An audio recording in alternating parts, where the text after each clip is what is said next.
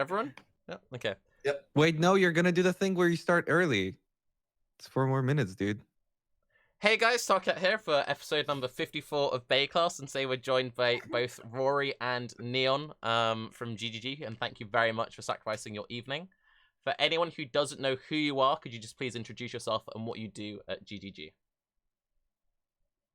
I'm Rory Rackham. I'm a senior designer. I've been working on PoE for 7, 8, almost 9 years. Yeah, a lot of years since before beta. And I've touched just about every game system, but these days mostly working on skills and some league stuff. Yeah. I am Neon, aka Mark II or Mark, but Neon most of the time. I actually got a title because of Exile Con, so apparently I'm content lead. We don't really do too many titles around here. What do I do? Everything I can. I know that's non-specific, but yeah, anything from league to skills to balance to some technical stuff where I can help. Honestly, anything, but primarily content, leagues, expansions, in everything. Bosses. Let's not forget bosses. For Delirium specifically, has there been one thing you've focused mostly on? Yeah. Pretty much. It's what there's generally one main programmer and then one main designer who's kind of overseeing that whole thing. It gets splintered out to a bunch of people, but generally, yeah, it's just me or Jonathan or someone who's kind of driving that throughout the entire 3 months. So if Delirium isn't great, everyone needs to blame. Correct. Yeah. Oh my god. You're not supposed to say yes to that one. I mean, to be honest, the content lead title is a lot of pressure, You can't really... It's scary. It always is. Every bit of content is scary. But yes, when you're doing a league like this, and there's a lot of pressure there. But you have to trust it. It's not like I'm saying no, it's bad, and it's not like we've got people in here going, other staff, QA testers. I mean, all the way through to alpha, they'll let us know if it's not good. But sure. Blame me. No. When it goes well, everyone be like, Neon is the reason why this is such a good league. What about you, Rory? What's been the main thing you've been focusing on for 3.10? Mostly skills and cluster jewels. So that's kind of what I've been focusing on for all of the Delirium stuff. Yeah. Okay. You guys really undersold that. There wasn't really an idea. Well, at least most people, I don't think, had an idea that there's going to be so much skill-related stuff, but there seems to be quite a bit, and cool stuff too. It's like no new archetypes, by the way. We had a whole bunch of prototypes. This is the release that has had the most skills that we didn't end up doing. We implemented the skills, played around with them, and they didn't. Sorry, Rory, do you mind just leaning forward slightly, and then? Yeah. We've had the most skills that we've created, but then they weren't good enough, and we threw them in the bin or put them on hold until we can use the ideas later. So we've got a very diverse set of skills this time. Do you think that could be a result of the fact that there wasn't an overarching archetype that you wanted to focus on this time around? Oh, yeah. Like you had more ideas drawn from more places? We usually have a sort of big problem that we want to solve, and we can only really solve one huge balance problem at a time, but there wasn't anything immediate that we wanted to deal with right away. So we took this opportunity to get as many ideas from lots of different people and put them all to the test. So we've had a bunch of stuff implemented that isn't reasonable in any way, and some of them made them into the final version. So I was positively surprised. Yeah. Before we go majorly into the skill gem stuff, which we'll get on later, if we just start off with Delirium itself. So for someone who doesn't know anything about it, give us the Delirium sales pitch. What should players be most excited about with the upcoming league? Well, it's a good league. Well, there's a few main things, but okay, let's start with it's the league that has the most interaction or overlapping with existing game content. You take your Breach, you take your Legion and all that, even Synthesis, where it had more meta systems, even Delve, they were their own thing that's quite contained. Whereas this is kind of, I wouldn't say necessarily designed to work with them, but it was designed in a way that it doesn't prevent you from being able to overlap layers of content. So you can do a breach while doing a delirium. You can do betrayal content. You can't delve. We don't spawn leagues in delve. And of course, it's not like in the labyrinth. I know that was said that that was in those two, and that was a mistake. So clearing that up here. But for most other in-map content, including influence from and also affecting bosses, which we often haven't done before. So yes, the league will work with the most content that any other league has overlapped with. So that's kind of interesting in that regard. From a thematic standpoint, it's quite, we're playing on horror. We tried to be scary. We actually, we did a different strategy when we were coming up with the aesthetics of this league, where we actually took all the effects artists and kind of let them all produce. We kind of gave them a basic rundown of mechanics, and we said, if you were to have to put this league into Vision, what would it end up looking like? And we ended up with quite a lot of scary stuff, which was good. So you're getting, some spiders, but also you're getting, you're seeing these demons and your fears, or what would be your character's fears, and audio's going really well with it as well. And of course, the main other thing would be the difficulty. It allows players to experience everything, and that's much harder than ever before, much more difficult. It is, it's not the whole league though. It does kind of get into it. So generally, by end game, and it's one of these things where the better you do, the more difficult it becomes. So kind of almost like you're taking 3,000 delve depths of scaling. Maybe not 3,000. That's just me picking. What? That's a big number. And compressing it to a single instance. So it gets really difficult on certain axes. Like we've done less damage scaling, more life. So you're not just going to get one shot all the time. But yeah, so it's pushing difficulty in a good way. It's got a good theme to it, horror, which fits with the game probably better than a lot of other leagues from a thematic standpoint, and has the overlapping with all the existing gameplay content in a way that's hopefully going to be enjoyable. Well, it is, but hopefully everyone will find it enjoyable. Else blame me, as we have established, and hopefully cause some interesting deaths. I'm sure deaths. Raiz will have you covered Nice. on that one. Before we go into like the difficulty thing, because I want to go back to that, what's the reward structure like? Like, how rewarding would you compare it to previous leagues? So we're still doing well. This part of the rewards is the cool passive system. So, Nice. that is as rewarding as you find that system to be, which hopefully is quite good. But generally, so what happens is it picks a reward per instance. So instead of doing, say, the Legion style where monster A has currency, monster B has uniques, and that kind of system, it picks, say, currency for that instance, or for that delirium encounter, and then you effectively repeatedly fill up a progression bar. So throwing out some numbers, they're not real. You kill 10 monsters, you have earned 1 currency reward outcome, but then you need to kill another 15 to get a second, and then another 20 something to get a third, and then so on. And so it promotes killing as much as possible. It's not just raw kill counts. It is multiplied by things like the rarity of monsters and whatnot. So you want to kill uniques and rares and magics just as much as normals. And your goal is to kind of maximize as many of those rewards as you can.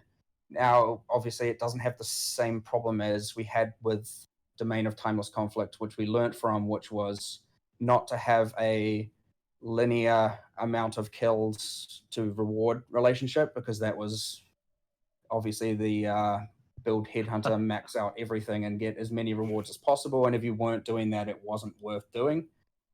This doesn't have that problem, but it's you get a cool progression there where you're getting, say, 3-4 reward outcomes per instance, but then like you might be starting to get close to 5, and you're like, I want to push my character a bit further just so I can start getting 5, and then maybe get 6, and then get 7.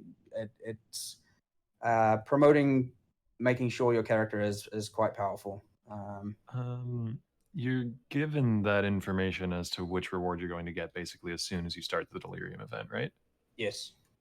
And the Delirium event is, if I recall from one of the posts, you're trying to make the Delirium event spawn towards the start of the zone when you enter it, so you can, have as much of the zone access as possible. So Do you think that would cause problems with like Harbor Bridge farming, where you're just resetting Harbor Bridge instances until you get the currency one, and then clearing that, and then doing it again? it is a valid concern, and this is just where we generally have to really push it such that as you're getting into maps, especially higher maps, is where the really good reward types appear. But yes, it could be considered profitable to just start an instance, check the reward type. If it's not the one you want, leave, start a new one.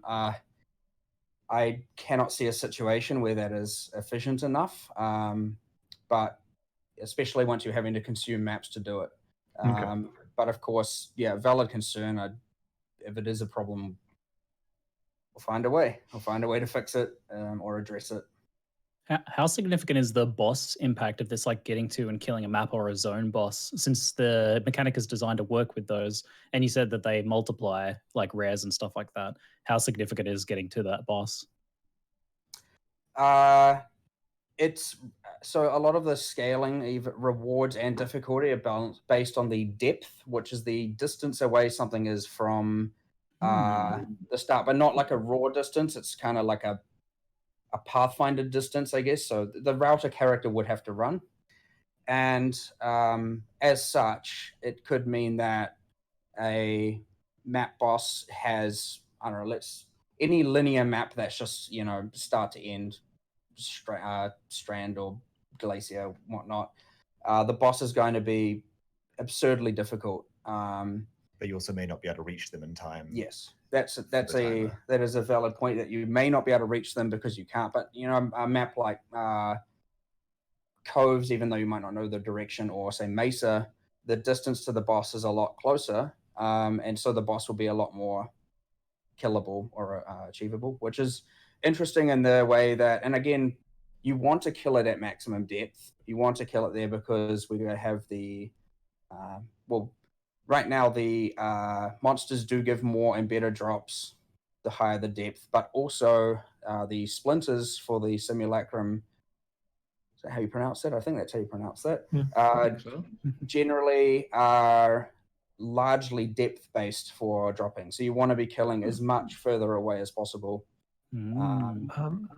This is a rather specific question, so I'd understand if you didn't have an answer for me. But does the pathfinding for determining depth take into account passable terrain like bars in a cells map, for instance? Or would it assume that you would have had to walk around that instead of flame dashing through? I do believe it will not. I cannot recall what HAL it uses. So I'm not. Like I said, it's a bit specific. I suspect it's not counting, like it will use the doorways, is my current guess. Oh, cells OP could be really good. Yeah, that could work the math in your favor for some maps like that. Yeah. It is going to affect mapping meta almost certainly, which is, I think, a good thing. I like that. It's interesting. Chris, when I was talking to him, mentioned that the team was trying to work on where if you got to the boss while the delirium effect was still up, it would like lock it in so that you had time to kill the boss, or it wouldn't decay halfway through the boss fight. Did that end up becoming a thing? That is not a thing anymore. Kind of wasn't, but generally it's actually not really necessary. These encounters do last quite a long time. It's just the thing is, like you say, if it gets to the boss, it always gets to the boss. So there's never a situation where it doesn't reach the boss. You can't control how far it goes or not. You can only control how far you can go whilst in this encounter. If you start to fall behind because stuff's getting too difficult, that's what's going to determine whether or not you can get to the boss or not. Obviously the Delirium maps where you use the orbs on them, there's no time there whatsoever. So of course you either can or cannot, because your character's capable of killing or doing the boss in there. But yeah, in regular encounters, you actually do get a fair amount of time. I believe it's a good, like, it's several minutes right now. It's not like it's some 30-second or 40-second encounter total. They're quite lengthy. I guess I'm just wondering, with like bosses that are like Katava that have a bunch of phases that where he plays out a bunch of animations, will the delirium effect disappear then, or as long as you have gotten there, you're probably going to do fine? Similar thing where there is probably just going to be some boss fights, especially ones that have lots of immunity phases. Sorry, those will likely not just be good maps to run for this. Okay. Lava Lake is actually it's not a huge distance to the boss. In fact, it's, only half of a circle worth of the distance. I can't remember the exact number, but you might actually find that is still even quite possible to do. But we can also control that if we need to. So we're still in the process of iterating over some of this stuff, and Alpha is going to get it hopefully tomorrow even, hopefully, maybe. Nice. And of course we'll iterate on this, but yes, some maps will be easier to kill the map boss, but it's not like it's mandatory. You don't have to kill the map boss. It should be a good goal for you to have, but some is possible, some is not. You want to kill as much stuff. Like maybe it's actually more beneficial to do betrayals, or something that, because you're getting multiple unique monsters there, and they're not the same value as a map boss possibly, or whatever the case is, but those are also capable of yielding splinters and do get the benefits and bonuses. Warband prophecies. Warbands, yes. Does the difficulty of its snapshot, like if you were to take a betrayal guy and like carry him over to the end of the map, would that be more beneficial than fighting him on the spot? I cannot recall. I know it uses the monster's life when it first applies it to it, so you can't do anything where you get everything down to 1% life. If they have 1% life, they're going to have 1% of the rewards, which would effectively be 0. So you can't just damage things down and then go and trigger the league. I cannot recall currently if it uses the predetermined location or the location when it's first affected anymore. I'll have to find out about that. I cannot recall, but yeah, obviously a concern as well. The old kind of, you start to get the the ghost busting kind of crazy. You guys are smart. You thought of this. Nice. It has been considered, yeah. With the way the enemies like spawn in from the sides, so just to make sure you couldn't like theoretically just stay at the very start and just farm mobs at the start. You'd have to like progress through the map, right, to keep getting spawns. The monsters are they don't. It's not just keep spawning. They are spawned across the map, like everywhere. You can't just stand there and keep farming. It's just additional. It's just getting revealed, right? Yeah, correct. Yeah. Right. And then one question, so let's say that like you're playing hardcore, you get halfway through the map and you're like, okay, I can't go anymore.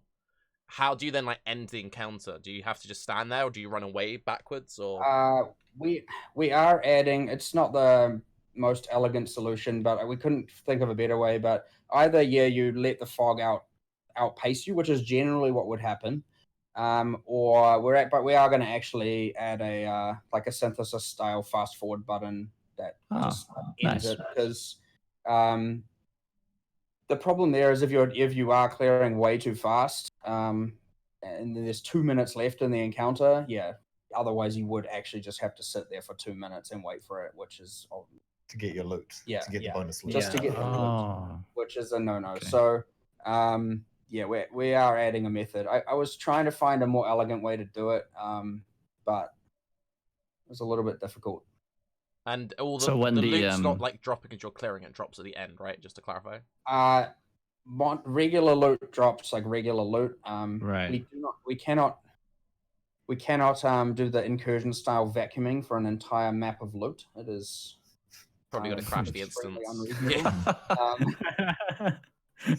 But yeah, the specific rewards from the encounters are the currency drops or whatever are accumulated and then dropped once you have finished the encounter. Yeah. The normal Delirium mobs also drop currency? Or items, anything? Yeah, everything they drop loot just like. Okay. And they will be dropping the cluster jewels, or is that after? Those are dropping, yes, from Delirium monsters. Right, Monsters okay. spawned by Delirium encounters, Nice. generally.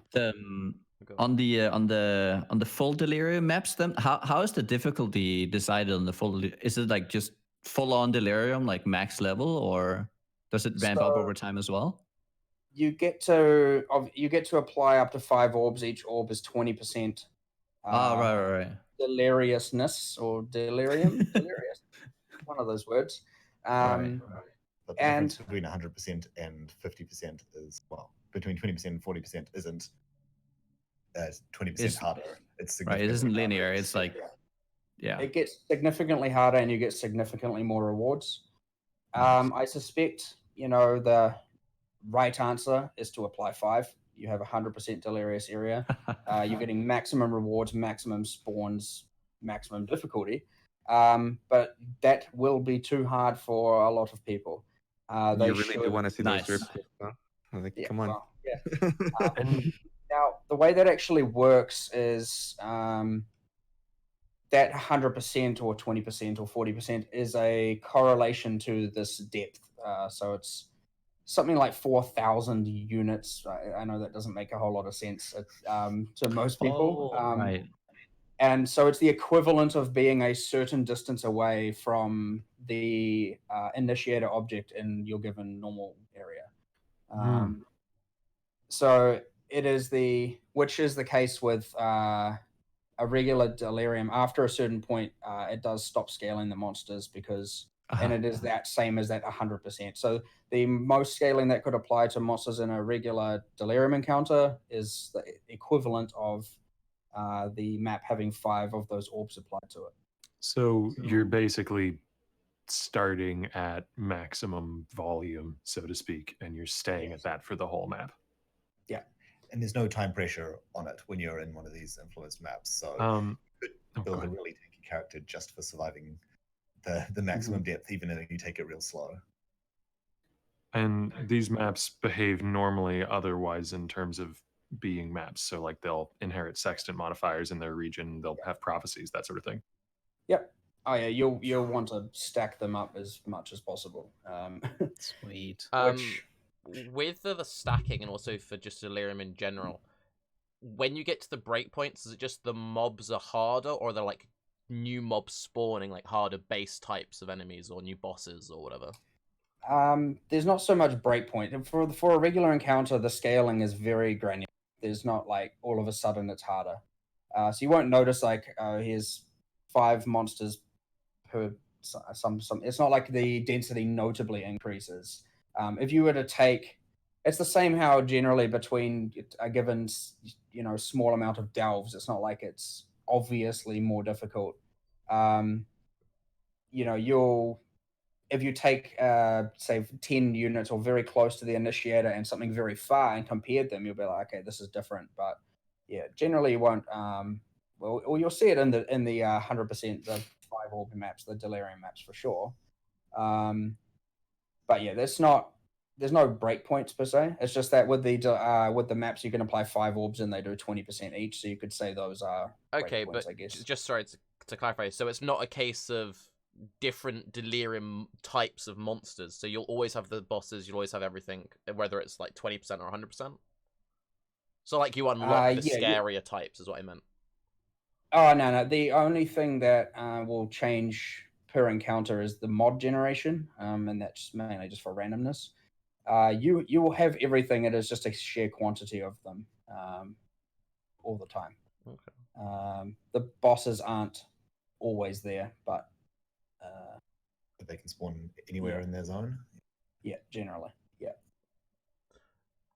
You talked about some of the things which didn't make it, like from the early concept phase. The Delirium we're getting on the 13th. How similar to that is the initial concepts you had for the league? We cut out a few mechanics. We had like extra mechanics that were just unnecessary bloat to the league. It ended up being good as in the base mechanics. So we had 6 extra systems that just didn't need to be there. It's honestly pretty similar. Yeah. This was a case of we designed it the day of Metamorph deployment. I'm pretty sure. Oh wow! And then just started the Monday coming, we just straight away. But of course, that was getting into Christmas, and already good majority of the company wasn't around, so wasn't a huge team to start doing it. But yeah, it's actually very similar, minus a few things. We had originally planned not to have as many new monsters, but we ended up getting some assets, and there was some pipeline. And again, when you have only 10% of the staff here over Christmas, you generally have to go and say, okay, we might not be able to get A, B, and C. But we did, which was good. But otherwise, I think most of it pretty much went as we had planned originally, yeah. Minus some technical hiccups here and there and all that, but that's standard. Do the Delirium monsters leave corpses? Can you proliferate? Can you detonate them? The Delirium monsters do not. Regular monsters do, and they're just there like they would have been in any other. So you can't proliferate. Ooh. Raiz's build But you plans. can because they're gonna be in. Yeah, most of the time. Yes. I don't know. To have an What's the entire reasoning for screen that? of only Delirium monsters is nearing impossible, right? I mean, But don't jinx it. Almost. I was going to ask next whether Delirium monsters are primarily made up of, like, here's a few rares and a few magic monsters that are real tanky, or if it's hordes of little guys. Because if it's a handful of rares every screen or something like that, it wouldn't not be as too many monsters. It adds a lot because it has to add enough across an entire map. So the total sum, but the amount you will actually encounter outside of Delirium maps, maybe you can only clear 25, 30, 40, 50, or 100% of the map while it's affected by Delirium. So you may or may not see a lot of the monsters that are even there. But there's not too many, right? This is additive with a base map and what might also be Conqueror, Influence, Sextons, and every other way to spam your map with monsters. So we don't actually need to add too many. You're seeing a lot more of the magic and rare existing monsters being modified by Delirium, giving extra abilities rather than new monsters.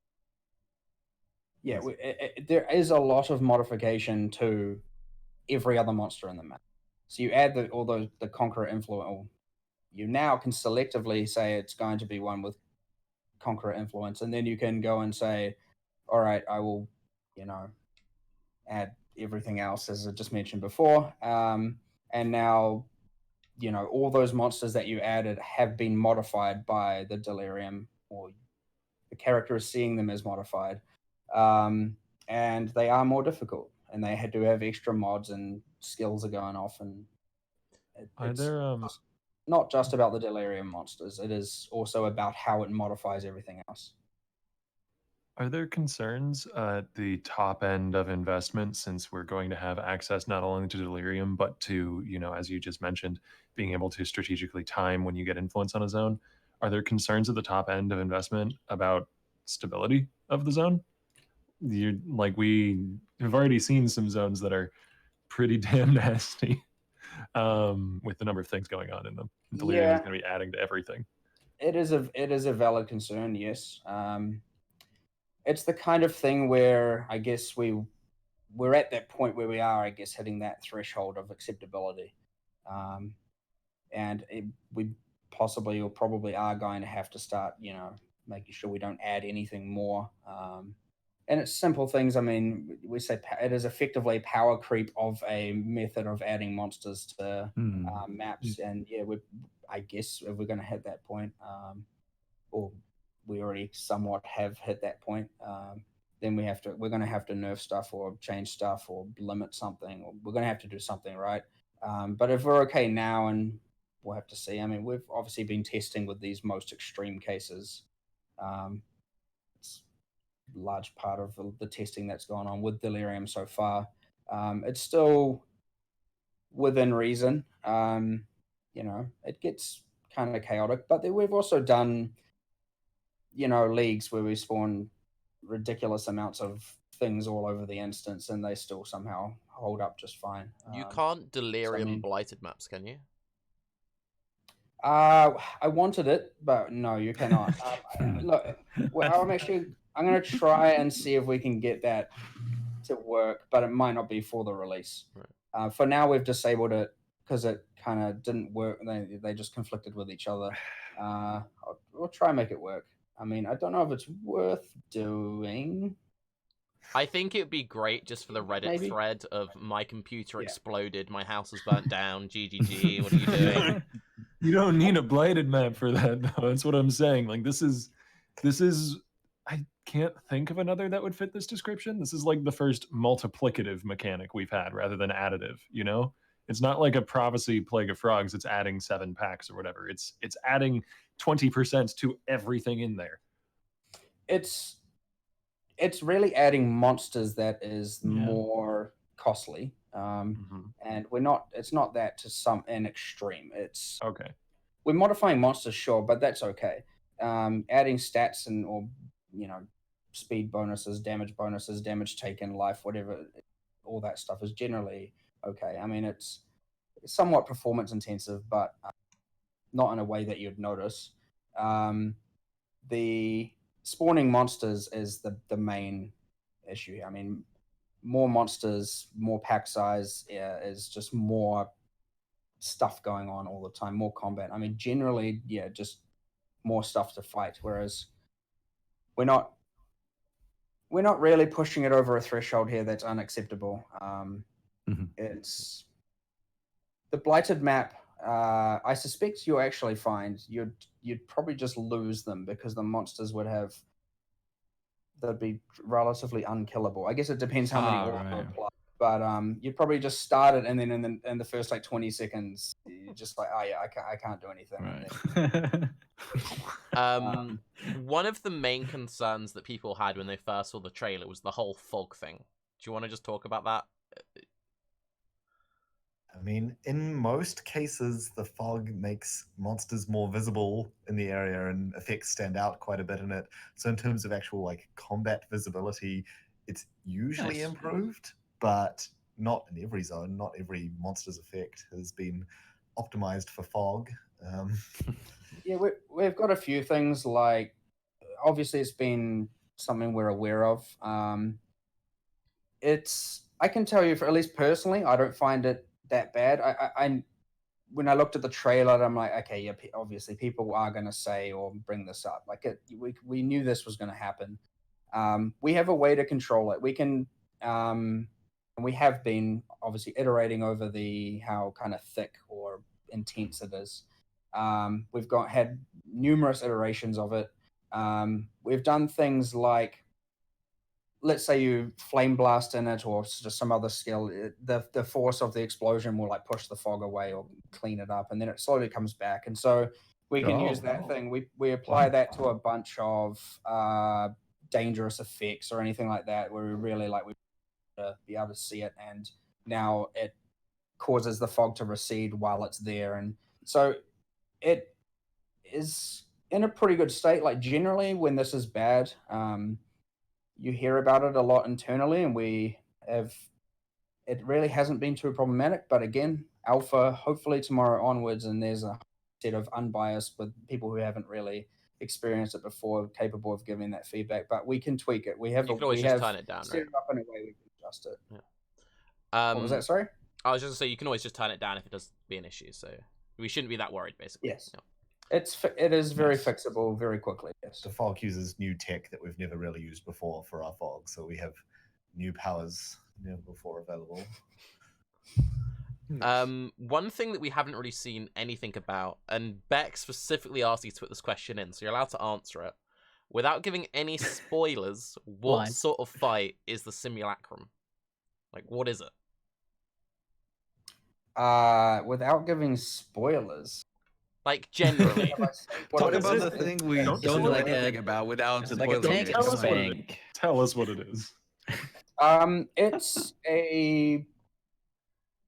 It's effectively a wave-based just increase. So you are in some areas fighting.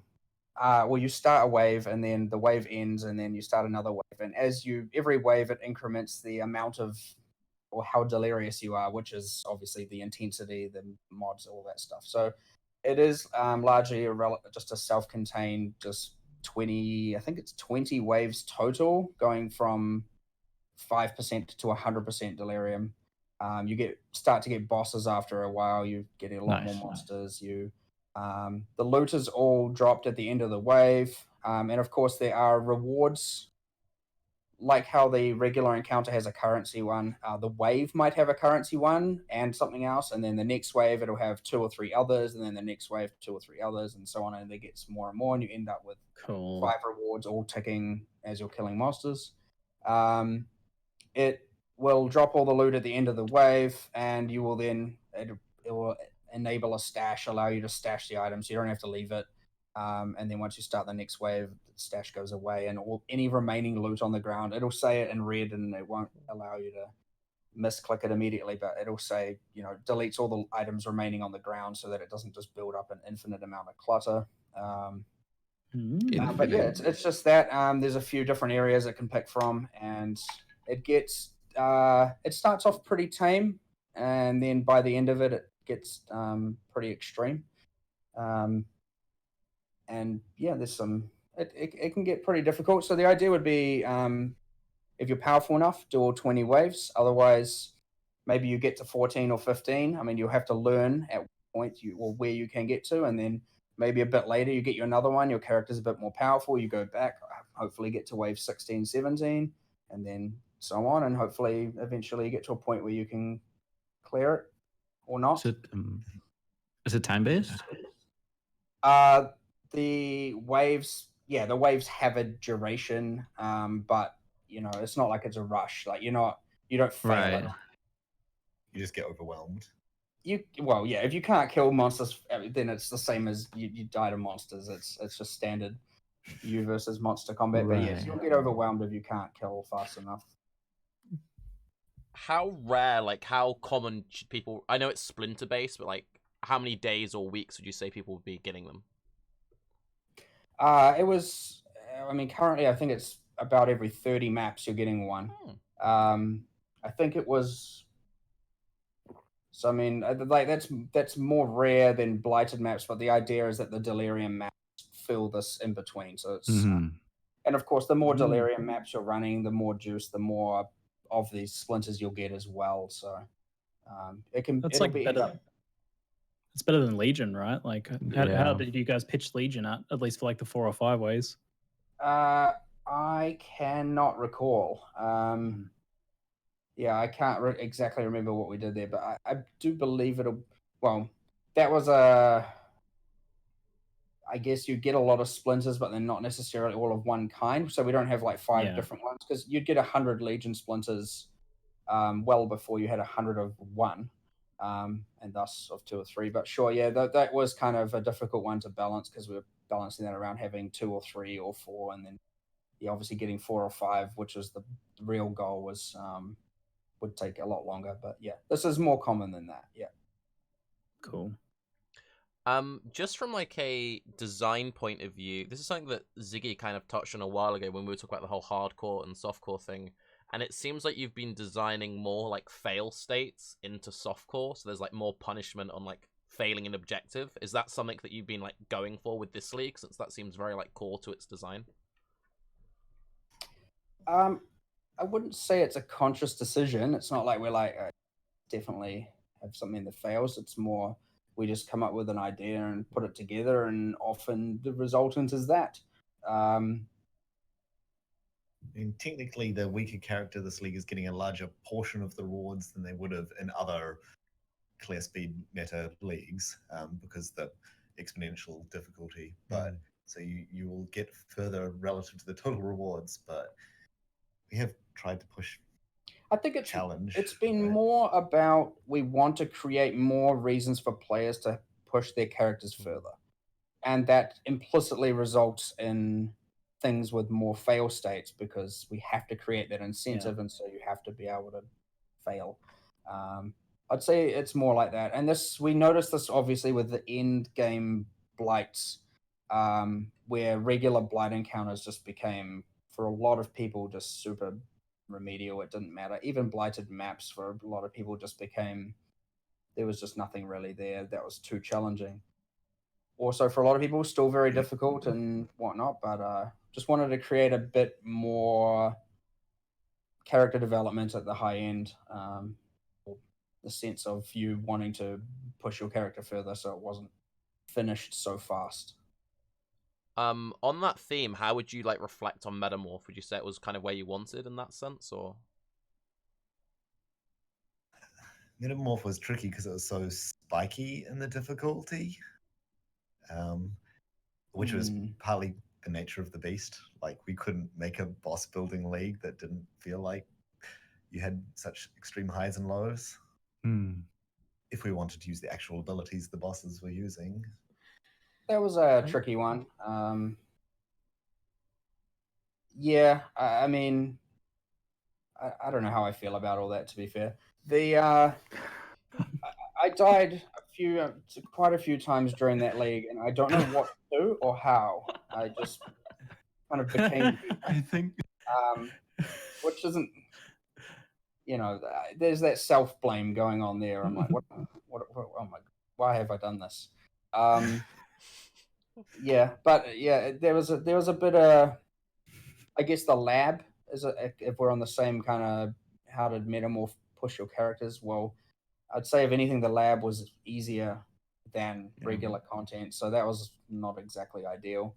But yeah, I mean, Metamorph, we kind of tried to do that as well. Of course, you get to pick your difficulty and you see the power bar and clearly see how much life and damage something will have, and you get to see what mods the monster will have. And yes, most of the time you just control click all the good rewards and don't worry about everything else. And then but, I mean, there are still people who were actively engaging with knowing what they were putting in and what they weren't, and that was good. So there's just another situation of it appealed for a larger subset of players than, except for just extreme spike ones and whatnot. So. Do you still play hardcore yourself, Neon? No, unfortunately, that's one of the disgraces of my current state. He said it. I got to a point where I get such a small amount of time to actually play the game that a character death costs me so much. Yeah. Real time. So it's like, I'm not losing. Yeah, okay, the character's got 4 hours /played or something. Who cares? 6 hours, 8 hours, it doesn't matter. But then when that's like 2 weeks of real time. Maybe not that extreme, but sometimes it is. It's like, yeah, you're losing 2 weeks for that. And I do genuinely want to play all the content on live in the real, not cheated and no kind of QA bypassing everything kind of situation. I want to play the content we created in that legitimate sense. And in order for me to do that, I started playing softcore because it was a way to ensure I get to do that. So, but yeah, it hurts me a little bit. Yeah. Makes sense. Before we move into the closer better for bit us. of the topic list, did anyone have any more questions on Delirium or anything you guys would like to say about Delirium?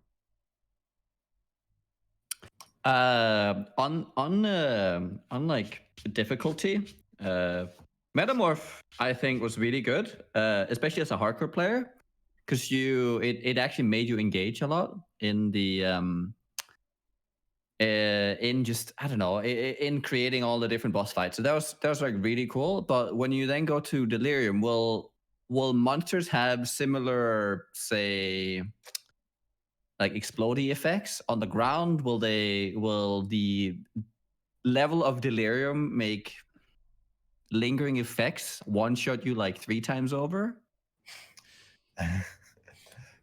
Because that's something we're not happy about on hardcore. No, yes, of course. That's where I was going before with the I died to something I don't even know what. Right.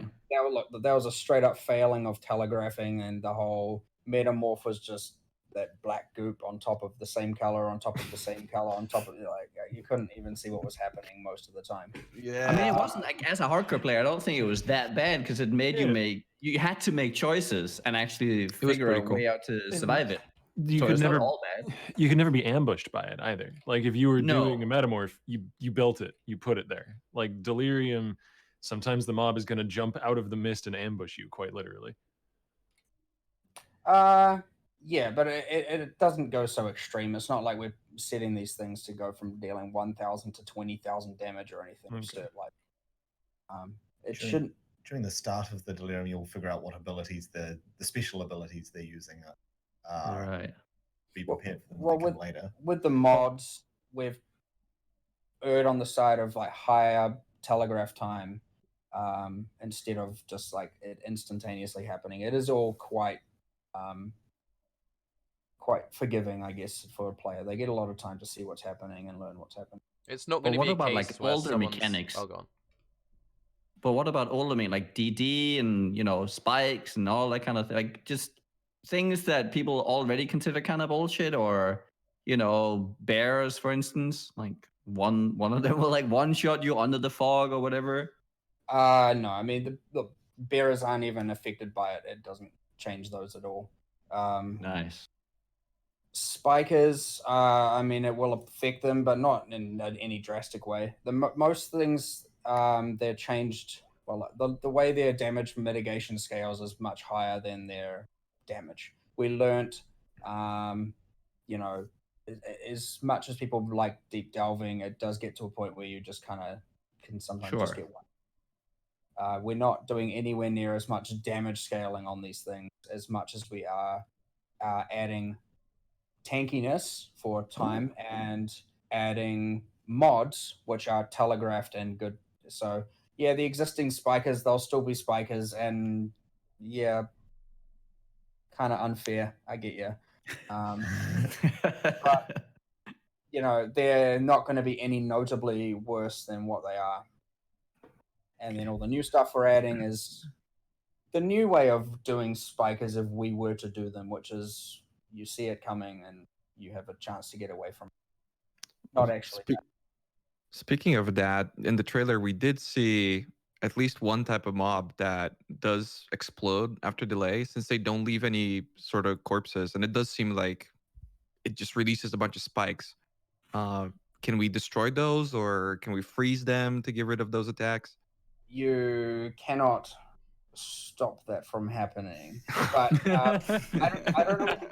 In the trailer, is that the better way of doing it? To be fair, I'm pretty sure in the trailer there was like 100% chance on like a mass spawned pack, which was not intended to be the case. I can't exactly remember how the skill was set up there. That was a lot of that stuff happens pre-balance and before we've had to do any behavior changes. Someone has made a task for me here, and it was just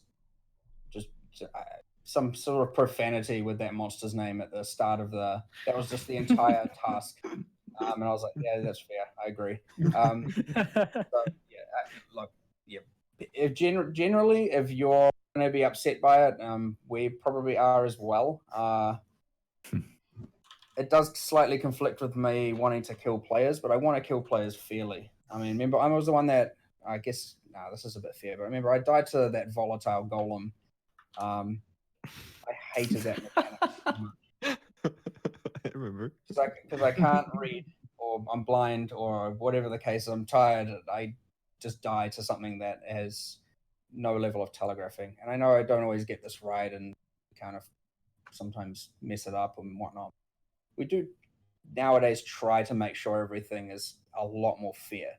If we were to redo spikers, they wouldn't just be instant detonation, unavoidable.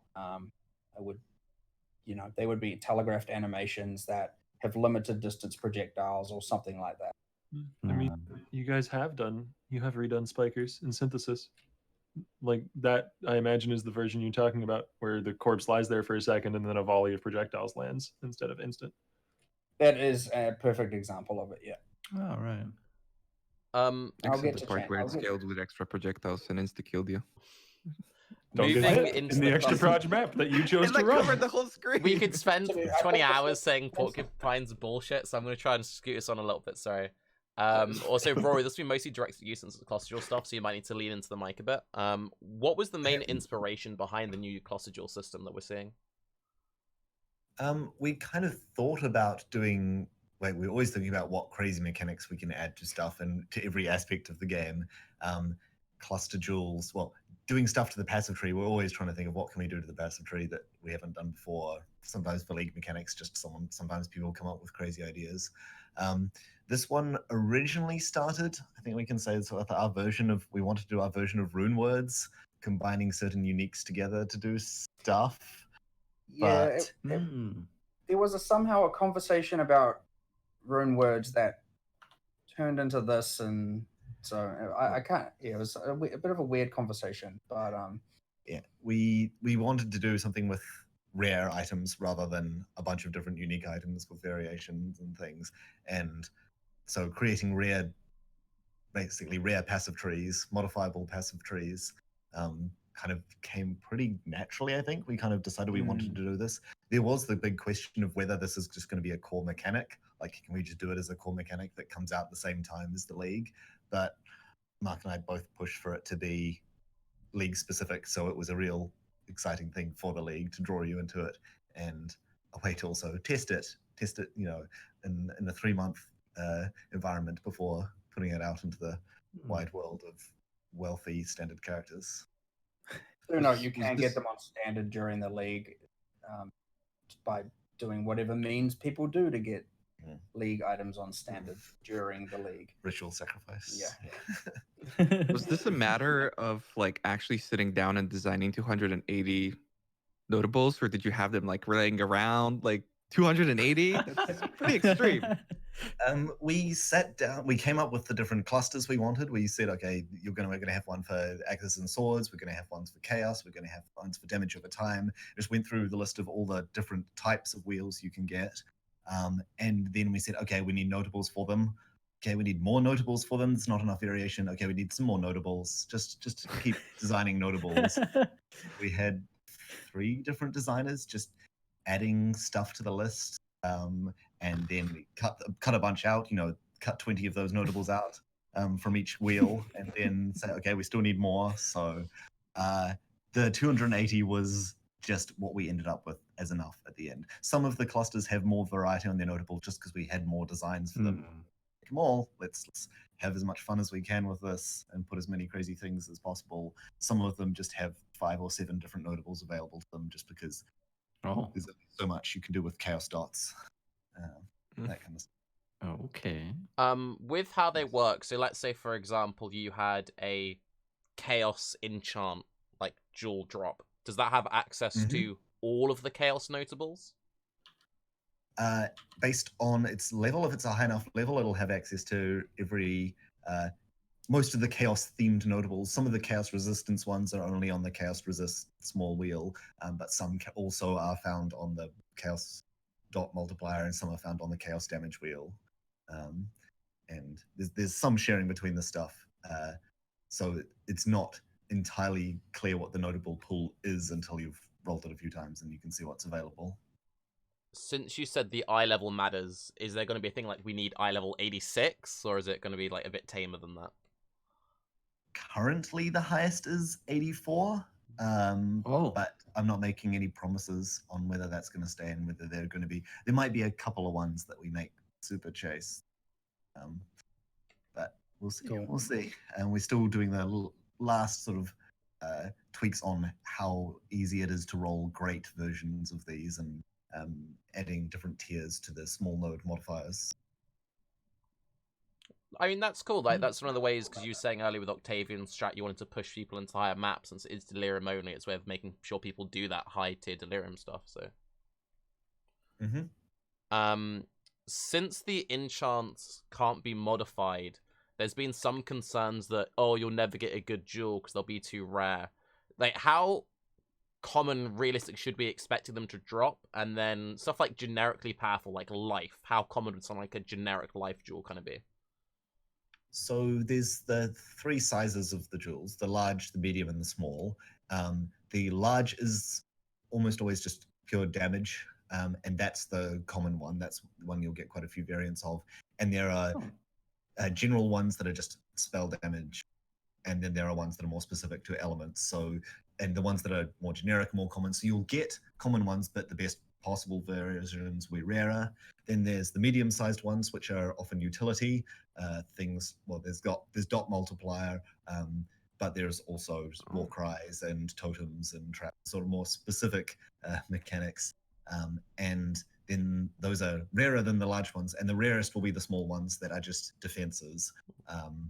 There's life, there's mana, there's mana's a defense now apparently, and there's resists and armor, evasion. There's all the sort of defensive V ones, and those will be the rarest, mostly because the life ones are scary. But yeah, there'll be stuff. Those will be the hard to get ones, but they're the ones that are going at the end of the tree anyway. So just put a regular jewel in that socket until you get your small one. So it's not going to be one of those things where some people think, like, oh, maybe you could drop Scion Life Wheel completely. So you'll kind of want to have your core defenses locked in, but maybe you use these jewels instead of chasing damage, or? I mean, our original thing that we cared about the most with the system is being able to do really weird builds that have access to all the damage they need in the completely wrong part of the tree. That's absolutely where you'll see the most use for this stuff. Nice. But it will be that you'll find one of these that will be better than the best damage wheels that you could be taking instead. So you'll head towards this and grab this. It's designed to be something that's easy to upgrade. We've made it very cheap or free based on what sockets are on it to refund them, so you can switch them out as you get them and progress that way. But it'll vary based on how good the jewel you get is. But you'll probably at least want one or two of these if you're close to those outer sockets. That's the intent. Crazy builds that have 6 of these large wheels are going to be, well, I'm curious to see how common it is, but that should be the very extreme end of your build is nothing that's ever been done before. This is usually the bit where I was expecting like Noogie and Raiz shout at each other. So I don't know. I can say that I was right on the last podcast when we talked about how it's supposed to be like You a wouldn't say completely that, though, different would you? tree. I You're would too never humble to say that, something like that. Mhm. especially in front of the devs. Come on. Yeah. So you're expecting what, like the average build to use like just one set of cluster jewels, right? 1 or 2, I'd say. It depends how close your build usually paths to the outer sockets, and it also depends on how much they just affect your build. Not every build is just because they've already. Oh, got sorry, great you node cut out builds. there. Do you mind just repeating that We entire lost you in the sentence? middle of that. It's going to vary very much based on what your build is. Some Mhm. builds are going to get a huge benefit from these because they happen to be efficient and they don't have a great natural path, or they don't have jewels they'd rather be using. But there are going to be some specific notables on these that are going to be very flashy, so you might just want it for a couple of very important notables that give you something you can't get anywhere else. And go on. Can we expect to see this used as a way, because you mentioned war cries earlier and you got me happy and excited about that. Can we expect to see this used as a way of cleaning out some of the kind of dusty cobwebs corners of Path of Exile and the ugly stepchildren of archetypes and skills? Basically more war cry and brand stuff, please. Has been some notables designed specifically for, let's make this mechanic, make it for this mechanic, but it's not something that's going to make it super top tier in-game viable to be. Oh, that's fine. Spamming it Just more tools in the toolbox is amazing. Yeah. This is also a system we can add to for a very long time. Yeah. You can expand this drastically, which is good. Yeah. So you there's- did say that it's supposed to come in as a league mechanic, but then you didn't. It seems like you're treating it like something that will stick long term. We're hopeful. There's these kind of things where we make them and we're like, yeah, this will has an extremely high probability of sticking around for the league. But you never know. But look, it's not like we're sitting here making it to be thrown away by any means. Yeah. Suspect at this point, no reason to believe it wouldn't remain in the Delirium. Is Delirium designed in a similar idea, or? Well, yeah, of course. We're not at the point where designing content to throw away nowadays is generally somewhat wasteful. It's either an acknowledgement that we're making too out of it or extreme or crazy that we can't really expect to keep it, or it'll have too much maintenance, or it's like it's kind of anti-thematic or against the law or something. But we don't make a lot with the intention of going on the live realm that we at least some level of expectation of it going good, right? I mean, we're not trying to make bad content, and we want to keep good content in the game. So sometimes it doesn't go as intended. There's not really any concerns, because you mentioned it in the middle of that statement there. There's not really any concerns then about the maintenance costs of something like Delirium going forwards. Not the jewels, but the actual mechanic. Like, it folds well into future mechanics, you'd think? Yeah. We have no reason to believe it would be able to stick around. But look, sometimes it goes out and there's a response to it, or we miscalculated something, or we messed something up, and something happens, but we don't generally know about that. And we often have to wait till quite late in the league before we can say, how did everyone respond to this? Is it a league where more people dislike it than like it, or whatever the mechanic is, or the skill is, or any of it? So we can't say with any certainty now, but look, the goal is that when we make good content, we get to keep that good content in the game through some means. Awesome.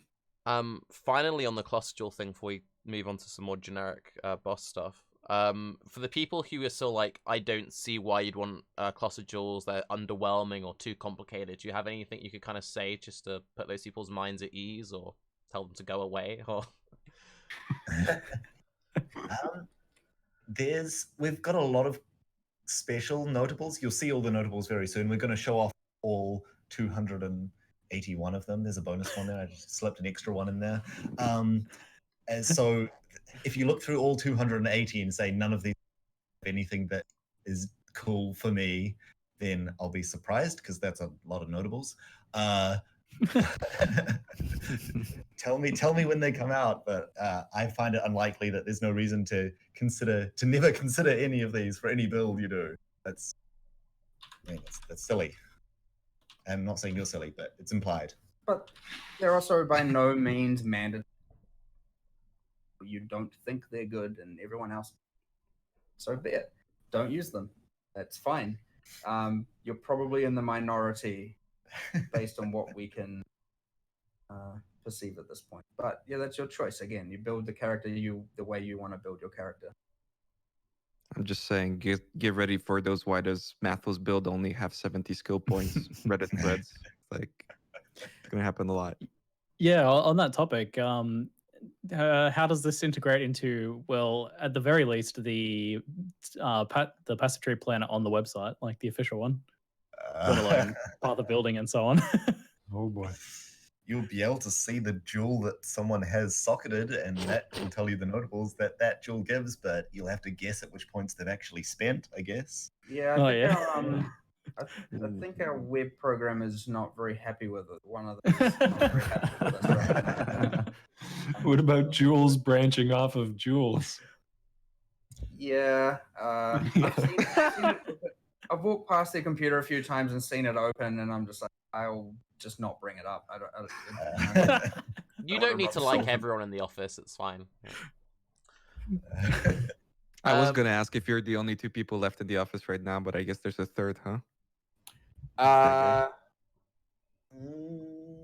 Mark 1 is here. Yeah, Ooh, he's hi, Mark still One. swearing away about some changes that I've implemented as part of some stuff. Who would have thought that the second wind support would cause so much heartache? There may be a couple others. I think there was a artist here just before, and then one QA was here just before. Nice. If As, Ethan's there, say hello for me. Go on, Niggy, then we'll move on to something else. As an SSF player, can you 3-to-1 these? Will there be render recipes? Nope. Only the stuff that usually applies to jewels. That is an option, though. That could easily be added if we needed to. Yeah. We'd have to go over it and discuss it and see if that's what we want. But I do believe we could get away with doing that if that's what people felt were best. So I can't say by the end of this week, but well, the week coming, as in by deployment. But I think 5 large ones will re-roll into a random large one of that oh type. yeah, the So- standard. So a random enchanted implicit. Right. Yes. Okay, so you Ah, don't need that's 5 good large enough. Okay. chaos ones. You can have just 5 large ones in general. Yes. That'd work. Yeah, that'd be cool. Mm-hmm. That is just your standard 5-to-1 base type rules. I'll double check that works. Right. But that should be fine to make sure that Yeah. works nicely. It'd be nice. Just Are there gonna be weighted mods on them? Like, are they gonna be like so? Some of the rare ones will they be weighted? Like for higher rarity, like say on normal rares, The or like base tyrannical is type- hard to get.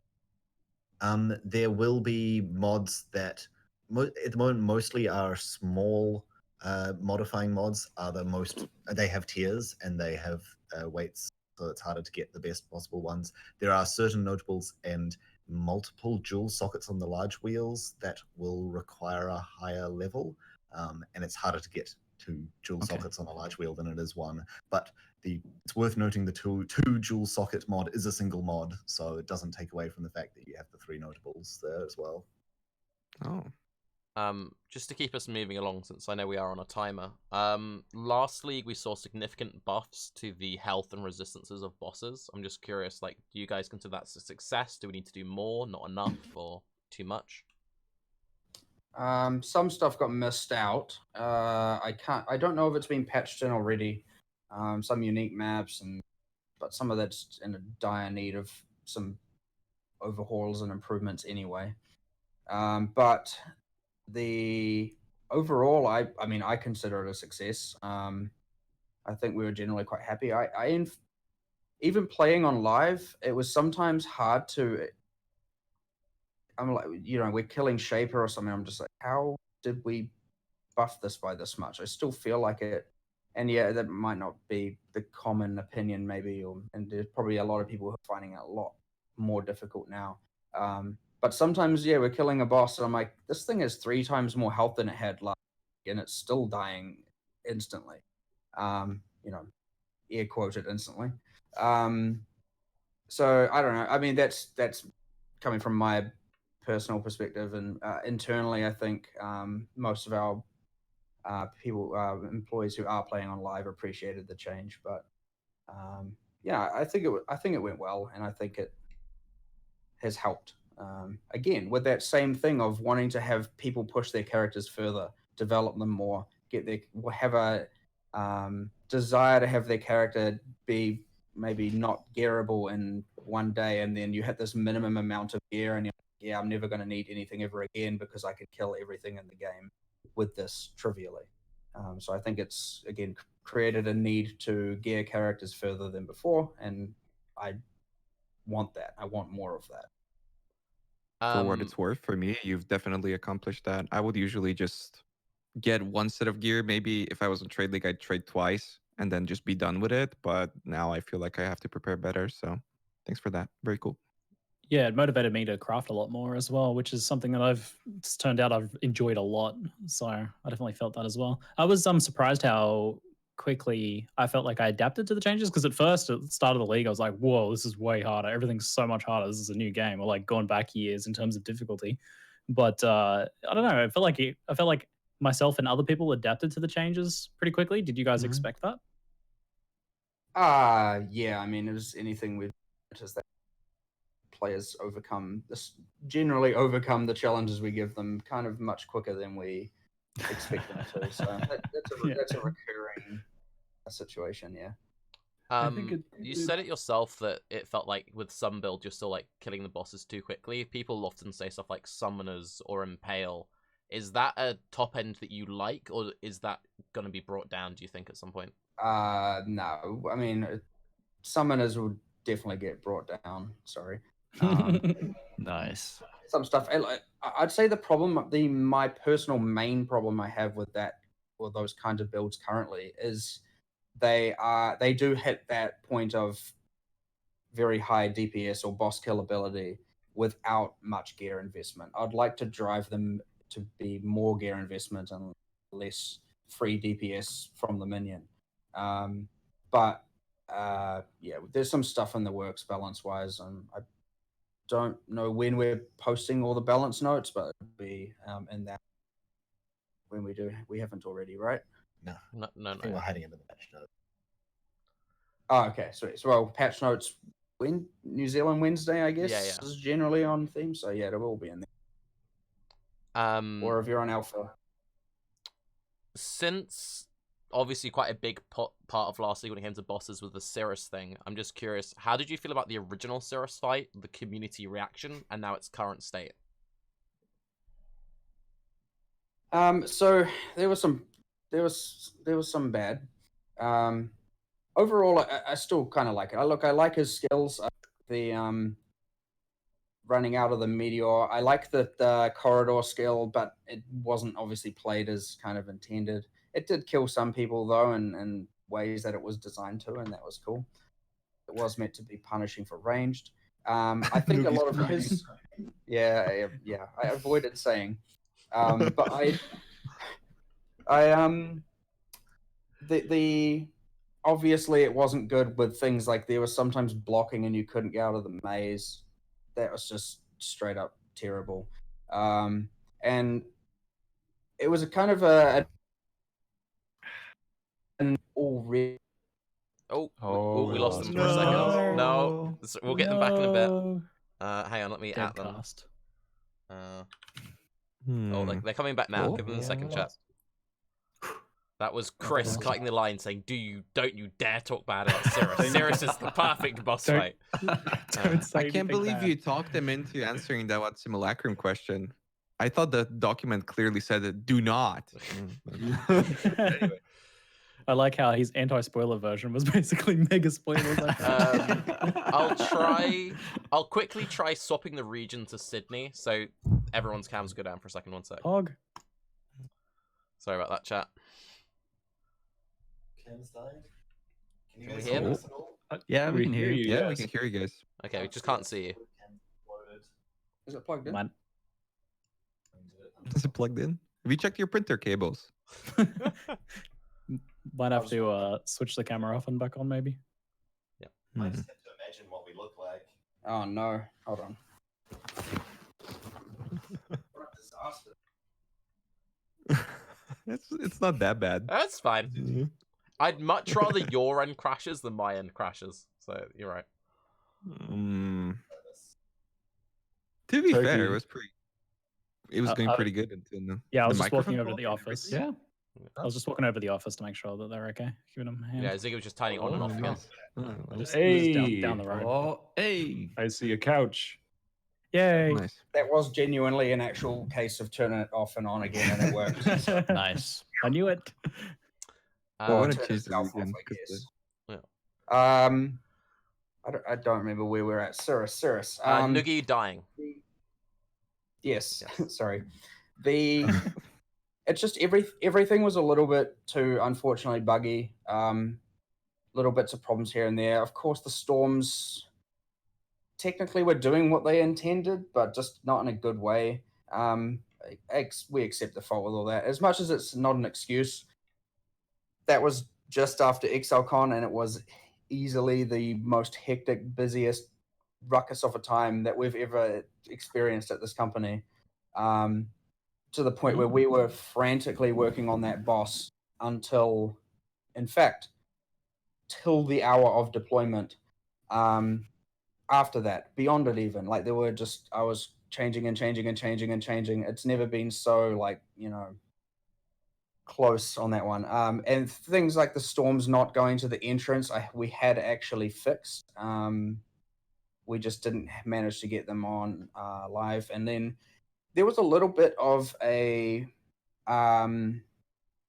we had a little bit of an issue. It wasn't a big deal, but it was kind of like we had to decide what we were and were not going to patch in, because we obviously that competition was running, and we didn't want to kind of muddy the resultants by making it easier and stuff like that. So it honestly became a little bit difficult to decide what to patch in and what not. And so there was a little bit of that, but end of the day, we deployed it in an imperfect state, and that was not good. But I think it's much better now. I would say that the core problem, from just aside from everything that was bugged or unintended, the core problem was that you encountered him too early relative to his difficulty as well. So end of the day, you're getting a level 84 boss, and it was at the start of the league after 16 Watchstones, which was meant to be 20 Watchstones, which we changed later. Probably a lot of people didn't actually get to re-experience that though. And those last 4 Watchstones are the 4 Conquerors, the other 4 Conquerors at level like 82, 83, and with, the more extreme life values. So you were going from a level 70-something Conqueror, probably with, 6 million HP, maybe 10 million HP, to a 70-something million HP Cirrus. So it was like you were no way were going to be prepared. And so end of the day, for a lot of people, they're jumping into a fight that was way too hard the first time they were fighting it, and it was just, you were set up to fail. And that wasn't, our intention. It wasn't good. So we did obviously the changes that made it the first time you encounter him, like relative to your awakening level, he's level 81, 82, 83, 84 for awakening level 5 to 8. And that it helped. I suspect this time around, a lot of more people are going to kill him first attempt as well during their like organic Atlas progression. Is there a reason why we can't go back and do Conquerors easier? I wouldn't say there's a reason. Well, it's not like we specifically designed against doing that. It was more just doing that kind of linear forward progression. It's obviously come up as well recently, and I thought about it a little bit, and I'll see. At this point, it's really more of an implementation thing than not. I understand the desire for doing it, but yeah, we're gonna have to see how that can fit in. I mean, there's a little bit of working out to do there. It's not so trivial at this point, but no, we didn't. It wasn't specifically saying like, nah, we don't want people to be able to do that. We did obviously say no, people wouldn't be able to do that, obviously, but no, there wasn't an agenda behind it or anything. I'll look into that because it's obviously not the first time it's been brought up. So I'll see what we can do. I will just say quickly though, the other Conquerors all felt great. I was a big fan of the design for that, so you nailed those 4. Some people would disagree with you, but on some of them and not on others, which is part of the joy of all the different boss fights, where some people are, I hate this one, and this one's perfect, and then this one's the easiest, and this other one's the hardest, and no one really has a similar answer, and that's a good thing. But yeah. Is there one to you that you're kind of like, oh, I wish I'd done that a bit different, or? Not really. I again, I'm in the same pool of if I thought I had done it different, I probably would have now done it different. I generally, I mean, if time permits. But no, I mean, I'm pretty happy with them, honestly. It was quite enjoyable to make them, so that's cool. Since we're talking about bosses and if they're landing or not landing. We've kind of got this bit of an awkward situation with Katarina, with what feels like the entire time Katarina's existed, where people don't want to run the fight. Do you have any particular feelings about that? So regardless of the fight itself, I imagine that's largely because resetting the betrayal board is considered too much of a loss than the reward structure. Yeah.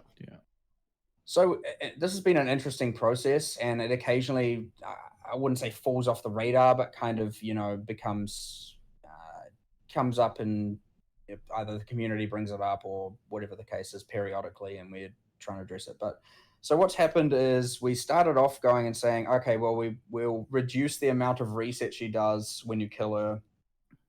So we had a bunch of relationships persisting and ranks persisting, but then after a while, the expectation of how little of the board gets reset or damaged by killing her was so little that it was like, well, this is just taking away the entire purpose of the decision-making process and what the league is, that whole do this and do that and whatnot. And so the idea was, okay, well, why don't we just make the reward sufficient enough that killing her and a full reset, which is, again, playing, it's better for the league I know it's not so much from a efficiency standpoint, or people who aren't too much into the lore, into that whole decision-making process and find that interesting or not. Some people will, some people won't.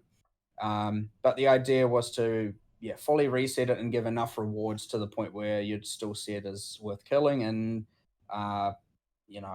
it's whether or not that hit the mark is always up for debate. So it's a thing of, if we aren't incentivizing that enough right now, then so that's a failure. So, but we can adjust that and fix that. But that is the goal, to have it that you do want to kill Katarina. But again, you don't have to. It should just be you do want to, generally. But so this is where last time we ended up adding everyone on the board's rooms are in the Katarina reward room. We added scarabs to Katarina's drops. But also, I'd say the one big downside is that right now, when you do Katarina, it's just after doing 1 or 2 safe houses, at which point you've just reset those safe houses. And so those are going to likely be very bad reward outcomes from Katarina. So, like there's more improvements and work to be made here. It's unfortunately not everything gets perfectly executed on the first attempt, and sometimes they take more attempts than we're happy to admit, but it's adjustable.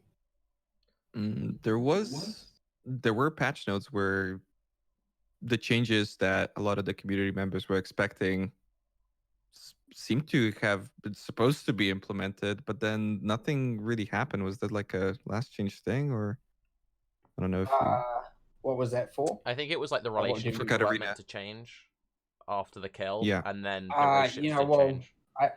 So I don't know if some patch noting got messed up, but we had gone in that direction, and as I'd said, we then went back and said, no, because the expectation was, no, you need to maintain more relationships and more ranks and more relationships and more ranks, and then it was like you kill Katarina and your entire board is fully developed. And the league is all meant to be about adding and generating those relationships, increasing the ranks of the people, picking where they go. And so again, you kill Katarina and then kind of it didn't really do anything. And so again, we went the complete opposite direction and said more rewards and reset the board. Now, I have to believe there is some level of rewards from Katarina that justifies the reset. It just might be kind of absurd, right? But there has to be something there, because at the end of the day, that's what it is about. If you're telling me that it is impossible to have a level of rewards from her, I mean, I don't think I don't think it's impossible. I don't think it's impossible. I think the more efficient dial to turn, though, so to speak, is the rate at which you can regenerate your alliances and rivalries between the people on the board. Because if it doesn't represent as much of a time investment to get a good board, so to speak, then slashing one away isn't going to feel nearly as bad. And then you don't have to take Katarina and make her drop like 17 tons worth of gold on you in order to make it feel worth doing, or something like that. That is fair enough as well. Definitely. As I said, look, we've tried every time this has come up. We've put an attempt to get this right, and we just haven't yet. I guess Since we it'll find some time in the development process at some point soon, hopefully. Since we don't get stuck on it too long, we've still got skill stuff to talk about. Just very briefly, while it's being mentioned, unveiling. Are you kind of happy where it is? Does it need more work? Just where's it at? We've talked again and again about different things we want to do for different reasons. Everyone's got their different reasons for wanting to have it changed, both within the company and also obviously the community. But it's also something that we don't want to just throw away and give you all that stuff in 5 minutes for free. So we have a change that we're pretty keen on, but it has some hurdles, both technical and way we tell players the information. That means we don't have any date for when we are able to do it, but we do want to improve it. All right, fair enough. Well then, back to you then, Rory. So when it came to the whole skill design thing, you mentioned earlier that you had all of these concepts you kind of threw away because you were deciding like what you went for. So how did you end up going for the archetypes you've ended up with the mana, the blades, and the wands? For the mana, we had one designer who was super passionate about mana skills.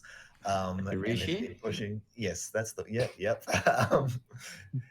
And he'd been pushing for about 100 years to get some mana skills in.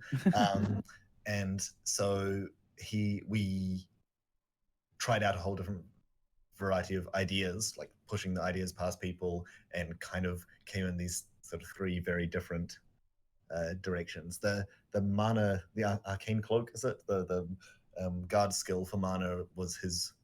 That's basically almost identical to his original design, and the other two, the support gem and the rune skill, were results of lots of iteration and discussion and back and forth until we ended up with these things. One letting you do the builds that he was enabling with his skill ideas, and the other one that was just a skill that was unlike any other skill that we'd really done before. It was an experiment, but one that is pretty fun to play with if you can build it right. But with, I hope we'll see. For the blade skills, it sort of started as we just wanted to have something for physical spells that makes them different from other skills, that doesn't just make them a conversion enabled spell. And so we talked about like heralds of blades before and things like that, a specific passive mechanic, but we decided to try something much more active. And then at the same time, we're like, and it totally makes sense that animate weapon works with these things, so we can also push animate weapon at the same time and make that usable in more content, which is something that we've tried for again and again. As for what's the other one? Wand slinger and all that stuff. Wand slinger. Yeah, well, wands we've talked about. I think in 3.0 we said some league in the future we're going to do the changes to wands that they deserve, and so that turned out to be sooner than we thought it would be, because we didn't really have any other big thing to focus on. We didn't want to draw all our attention onto wands at once because it's a fairly niche mechanic in terms of how you invest and build. It's not something you can just pick up and play like a basic sword build is. And for the spell slinger, I really wanted to give wands, again, something that makes them unique to other weapon classes, something only they can do. And already spot wands have that spell association, and so pushing that even further in a way that is similar to a certain popular unique item was a real logical choice. For a while there's been this back and forth about hand casting and where it kind of falls on the meta. Do you worry that with this new spell slinger thing that people will be even less likely to do self-cast spells, or?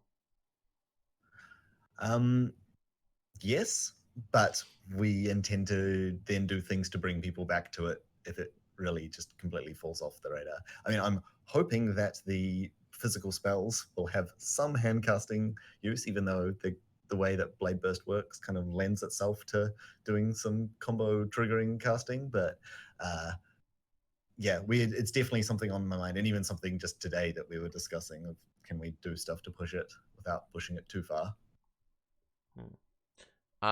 One thing I'm very interested in, I have no invested interest in this, but how successful do you think the mine rework was? Because there's the whole trap thing, which kind of got, sat on a little bit. Do you think mines are like, yay, this is all Everything's frozen perfect, for or? us. Give it a second. Oh, we're okay. not coming it's through back. today. You're back. We can hear you again. Oh, sorry, you cut So out. what was that Sorry. last question? you missed I that one. said, with the reworks of mines, and the fact that everyone's playing mines now, how successful do you think that was? And then from the point of view of traps, where no one's really playing traps anymore. I mean, the core intent of the mine rework was to make it feel like on par with other mechanics in the game in terms of quality and how it feels to play and effectiveness. And effectiveness in both clearing and single target. And we definitely succeeded in that regard at cost of it feeling like a better version of traps. We have some balance tweaks coming that sort of bring them closer together balance-wise. As to how they feel very similar to each other, they are naturally almost part of the same system. They're very close in so many aspects that it's hard to separate that. I would say my thought for something that we can do is to push the cooldown traps as a real, like, this is a reason you play traps, whereas at the moment it's something that can slip into a lot of other builds. That's my thought for it, but we don't have a specific change coming right now for that. I don't know if you have any thoughts on it, Mark, seeing as long as we don't end up with a lightning spire trap again on every single character ever, then, or every spellcaster, then yeah. But look, we'll. I suspect that this is more for you. I feel like you're a bit passionate on the traps, Tarke. Slightly. So Slightly. Yeah. We'll get there. Look, at some point, traps were popular, and maybe they're less popular now, and we'll circle back, and that is the nature of the evolving meta all the time and shifting. But as pointed out earlier, there are other things in the game, archetypes that we have just abandoned for even longer amounts of time that need some attention, as Octavian mentioned. So, who can say when? But for now, probably just numeric stuff. But yeah, I'm just curious. I'm curious about the. Oh, I was gonna change topic. Is on that same? No, topic, go for it. Go for it. Okay, thanks. On the kind of like in the bow skill design space, I feel like we haven't seen that much in that area, and I'm curious if it's like a difficult design space to make skills for, or if it's just something that hasn't just happened to have gotten many skills as other areas of the game. Because it seems to me like you've got like bows, melee, and spells are the big three archetypes, right? If you like to break it down 3 ways. So I'm curious why you haven't seen as much there. It depends. I mean, that we kind of see, okay, bows are just one of the weapon types, and there are however many different weapon types. So in some ways it's hard to justify, but then in terms of popularity, it's definitely 1/3 of the pie. Or so it's when we did the bow, when we looked at bows, that was also at the time of ExileCon. So we had a lot more planned in terms of what we could do, but we decided to focus on the supports that made it feel different in different ways, and the ranged attack totems as something that was something you hadn't really built for before outside of a specific unique item. So we pushed it there, but we will probably keep pushing more, especially if we have another hodgepodge, all the different skills that we can come up with set up. Cool. I'd love to see some more bow skills. Yes. Yeah. Since you mentioned up ballistas, was there any real reason why totem defense didn't get like buffed at all in 3.9? Since there seems to be a lot of people who wanted to play that build, but they're just so squishy. Totem life. Yeah. We're buffing totem life alongside the league by about 50% or so. We're still playing with the numbers there, but it's going up in terms of their life. We looked at the stats, and no one is taking any totem defensive nodes at all ever. So. Part of the problem is maybe we, when testing, had those nodes, but we rather than just making those bonuses part of the other totem stuff or forcing you into it by making them ridiculous, we just decided to buff their life up for now and keep an eye on things. Yeah. Is that all totems or ballistas specifically? Melee totems may not be receiving as big a buff, and probably not decoy totem. There's specific ones that have their own life values that will get different adjustments. spell totem, basic spell totem, and basic ballista totems are getting life buffs. Cool. I'm just curious for them. I don't know if there's someone in the office who really likes it, like someone likes mana. Is there a reason why Mana Guardian kind of hasn't ever really been nerfed, even though it's slightly powerful?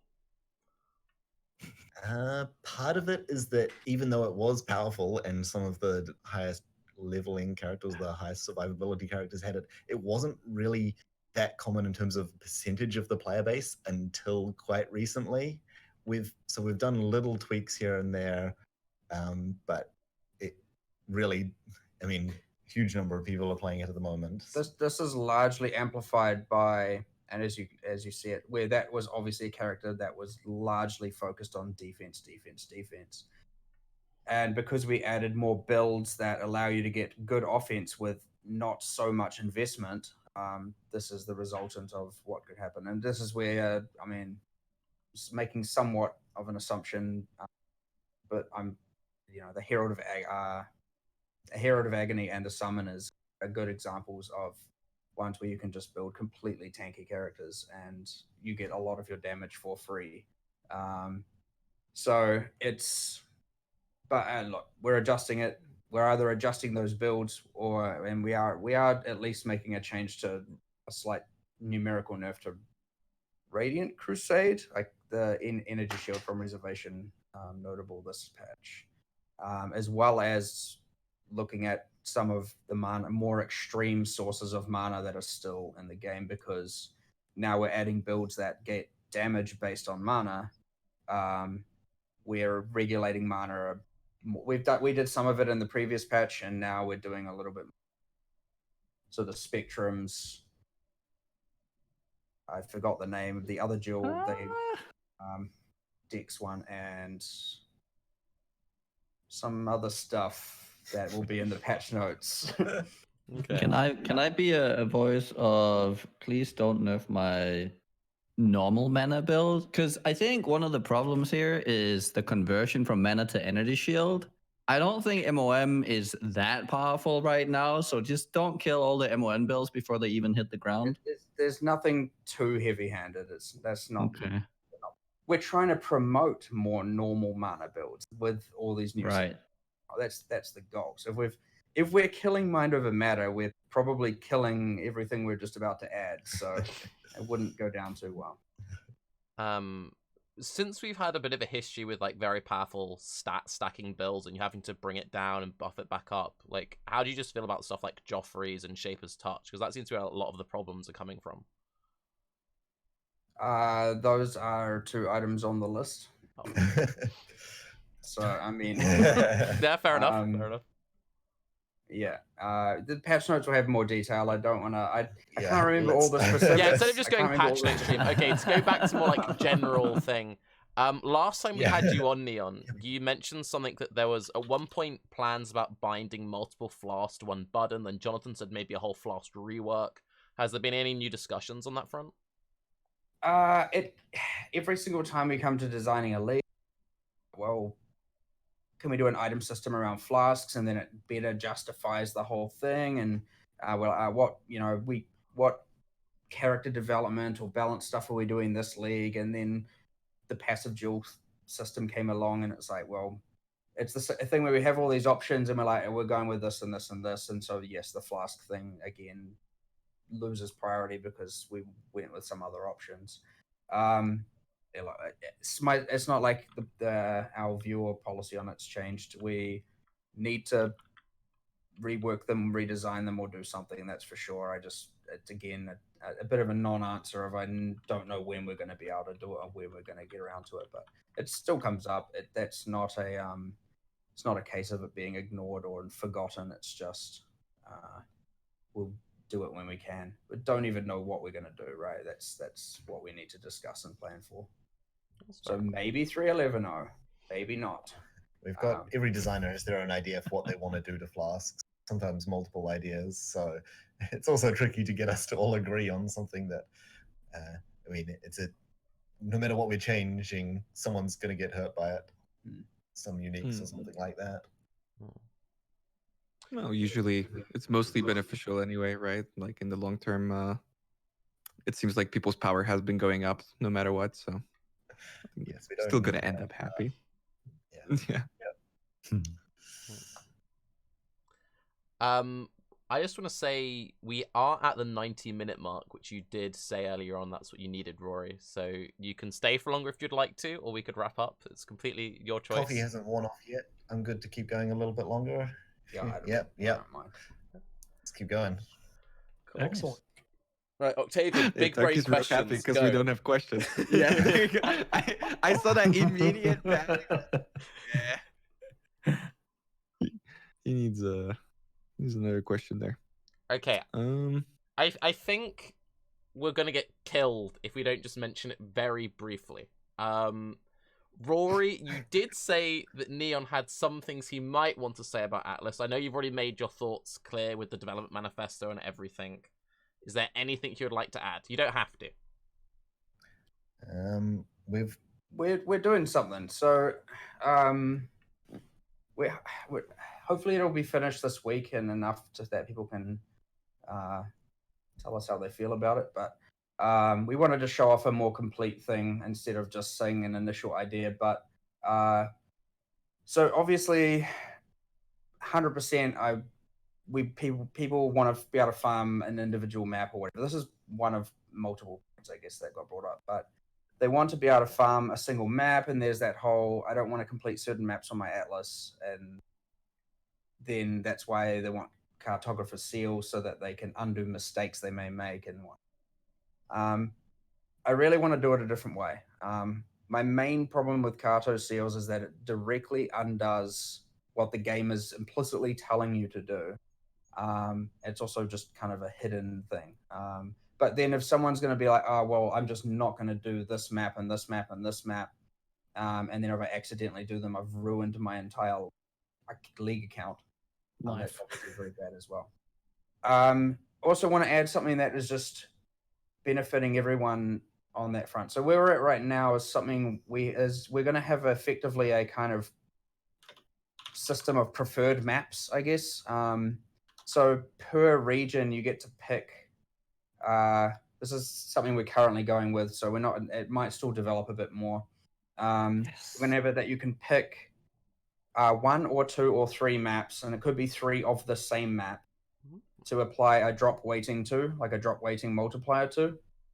And you unlock the 1 and 2 and 3 based on like completing all maps in the region, bonus objectives, and awakening objectives.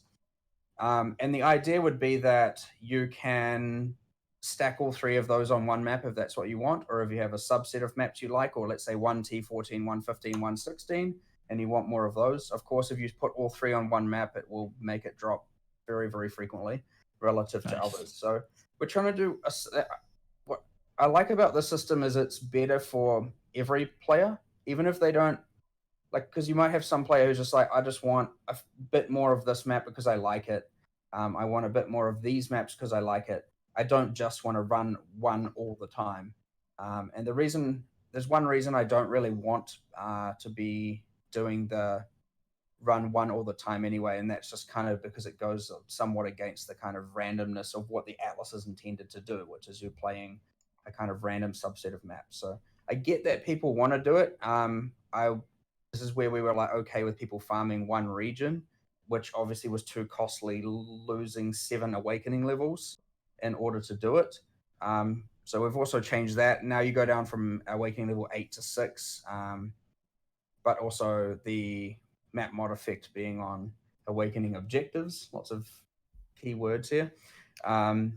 Results in you're not losing that at least portion of the bonus. But I really like this preferred map system so far. It's exposed. It's very clear what it's doing. It's not hidden behind a hidden recipe. And if this doesn't solve the problem, I guess it largely depends on how much of a drop weighting multiplier we're going to be applying to the maps. But I don't know what that number is right now, but we'll try and get it right.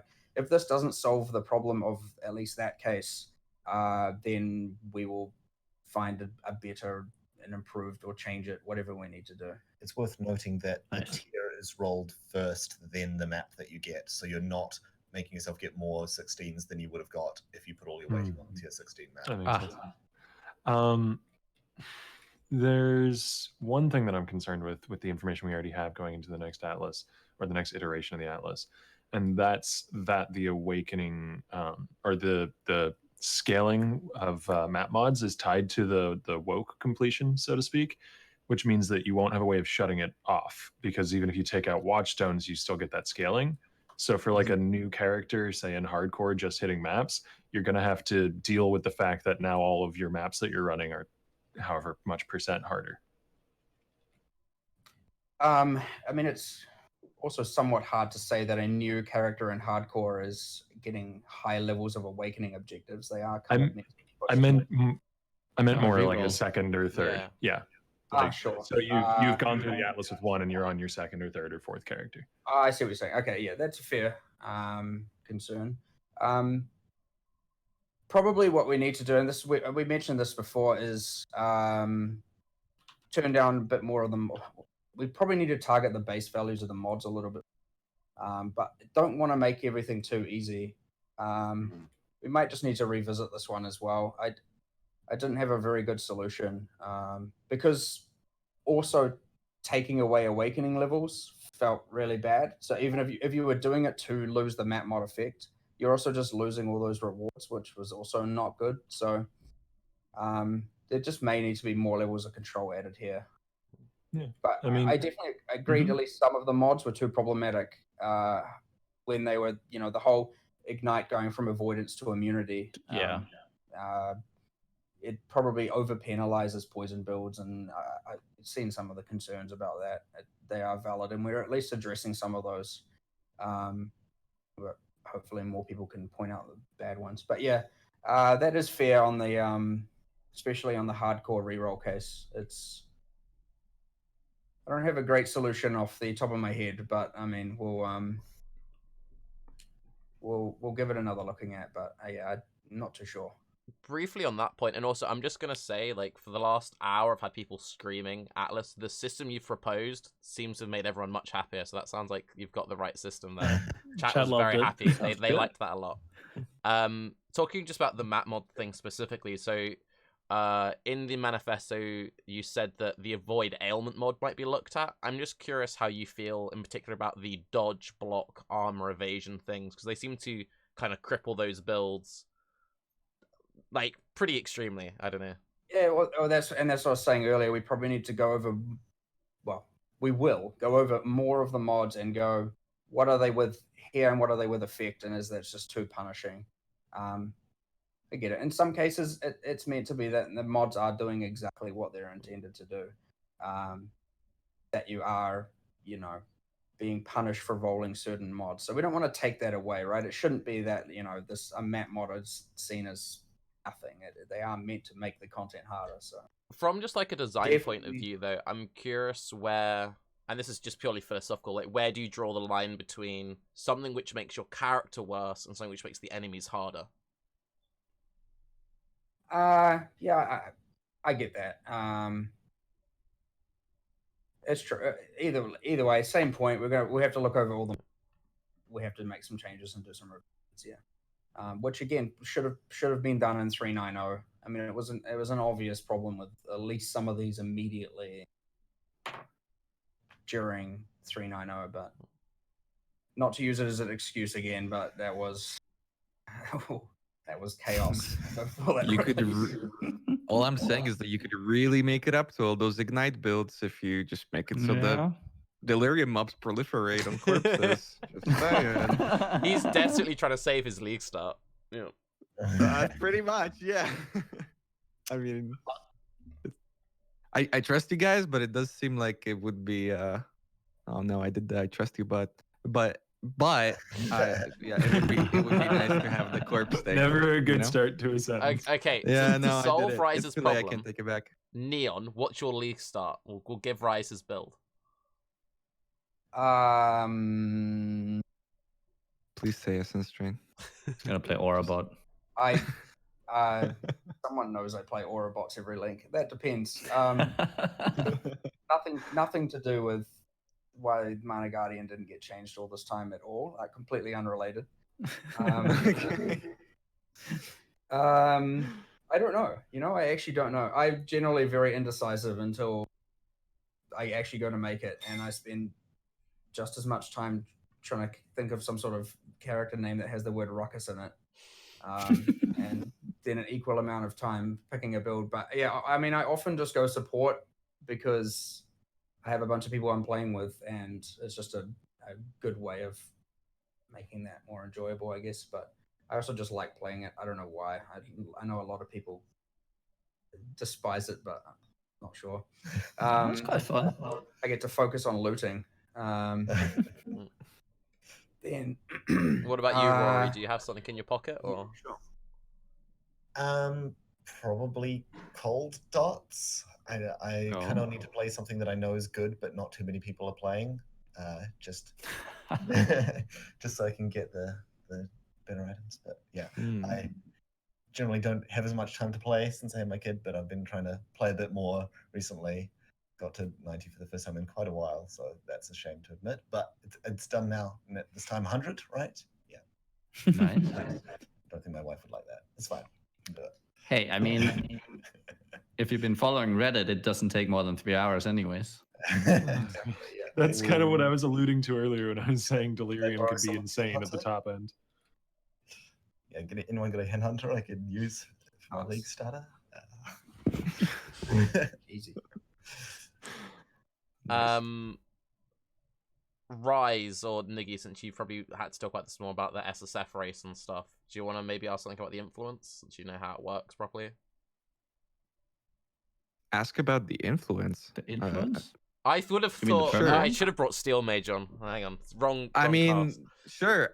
So when it comes to the Atlas and the influence, it is quite easy with lower amounts of watchstones to obtain pretty much permanent influence due to the way it spawns.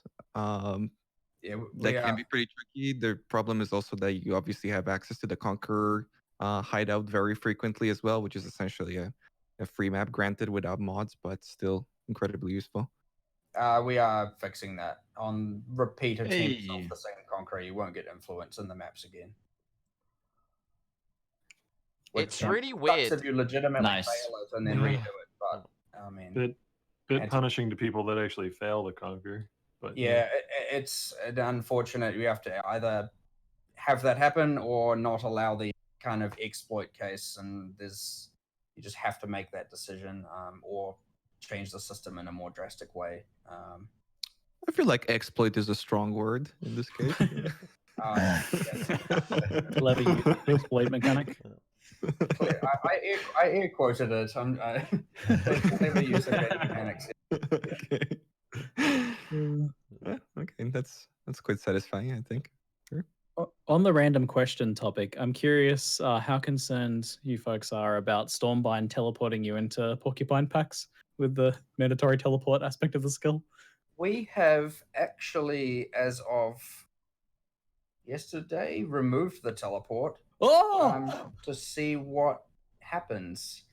It was added very early on, kind of thing, and you see this with the design. It was kind of added to solve a problem or a feel or something, and then you get to the end of the skill and you're kind of like, again, hold on, why was that necessary? Why is it necessary? And so I know it's quite late in the process, but yeah, we have committed. We've removed it, and we will know tomorrow onwards again where we sit with it now. Cool. There was talk about having, some alternate means of a threshold duel or something like that to add the teleport back as an option, which would be the likely case if we found that it was needed for certain styles of gameplay and not needed for other types of gameplay. But yeah, teleporting in on top of boss void zones and dying and spike is not ideal. It did seem like one of those mechanics where it would either be like exploitable for being like a better smoke mine, or it would be your character just dies because you keep face planting into like packs of mobs. So even if we do have the teleport, it's currently, it had a sort of mini cooldown where it can't teleport again within a short time. So it wasn't like you could do some crazy button mashing and get across the map. But that's if it ever comes back. So I'm glad I asked that question then, because I was concerned about the playing of the skill with the teleport. So that's good to hear.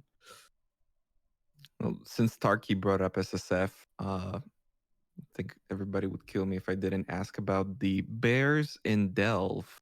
Right now, you can basically set up a node with bears where the drop bears, they get a tremendous amount of XP and it's super accessible and it's way better than anything else. You can get almost twice as much XP as you can from like running higher maps, even with some investments too.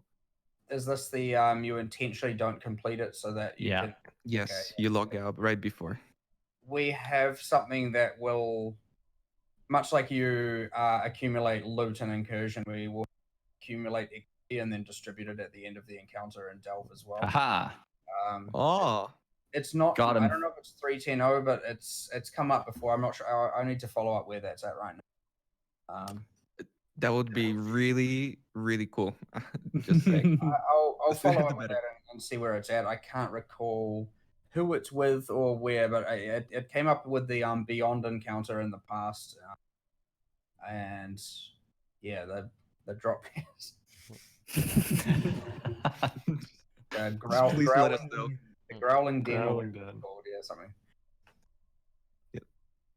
Since we're in Quick general, Quick question Oh, go on just on Delirium monsters. Will they drop maps? It'll be the same thing where like some will and some won't. Which is what we do with a lot of leagues now. Legion, like the Sergeant, the rare monsters, the bosses did. Like for Beyond, the Beyond uniques do, and we've gone back. And then also in some cases we gave maps back to say Rogue Exiles, and you know it's changing. But not everyone will, but or it'll have like a drop them but at a reduced rate kind of thing. It's just it's adding Right. too much right now that it would just be out of control. So Yeah. to some level, yes. I just don't exactly know how. It's something we do this week. One of the things that was part of like the selling point of this league was going back to like the Temple of Atzawadal and like redoing it. Do you want to give us any info on what actually changed there, or? Largely just the rooms and what they're doing to the temple, right? You know, revising all the bonuses.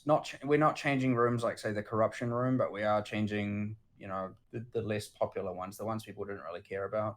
Also, again, just revising, you know, what the chests are giving, even for the things like the currency room, which are still just giving currency, just going over their chests and kind of updating to a more modern set of drops. You'll probably find that they couldn't drop a lot of the newer currency added since that point in time and stuff like that because they were set up too long ago. Also, things like just, you know, more map wide or temple wide, I guess, bonuses. Like I think for the torment room, I think it's gonna, you know, add a possession effect, a high tier or mid tier or whatever possession effect to all the architects in every room instead of just spawning a bunch of spirits that have terrible AI. There's some updates to the uniques, updates to the chests. Like they're going to give more, instead of just giving a single magic item, they'll give a the magic item as well as some rares of the same type. Just a general, mainly reward overhaul, but also adding a lot more quant pack size and stuff like that from the various rooms so that it feels it's more dangerous overall as well, but nothing too extreme. Just some regular map mods with some bonuses and making it feel more like a, you know, modern day map instead of, you know, it's not good when you're occasionally ducking out of maps to do side content. You saw this with the Val side areas that was added, where it's like they have 1/100th, I feel, of the density of the map, and it just didn't feel good. And they also couldn't drop maps, and it just didn't feel good to run them. So we've done like a massive pass on that as well, and gone and given them a bunch of pack size and fixed their densities so that they're more appropriate. Added more mods, and they also now can drop maps as well. Is increasing the amount of vials you get or changes to Omnitech a part of that? There's not too many specific changes to the Omnitext. I don't recall. I'll have to check if we actually did changes to the vials. I'll find out, but I can't specifically remember at this point. Too many things to remember. Of course. We are kind of ambushing you with questions. You made the mistake of saying that you can stay a little bit longer. So You should never say that. now we have 10 each.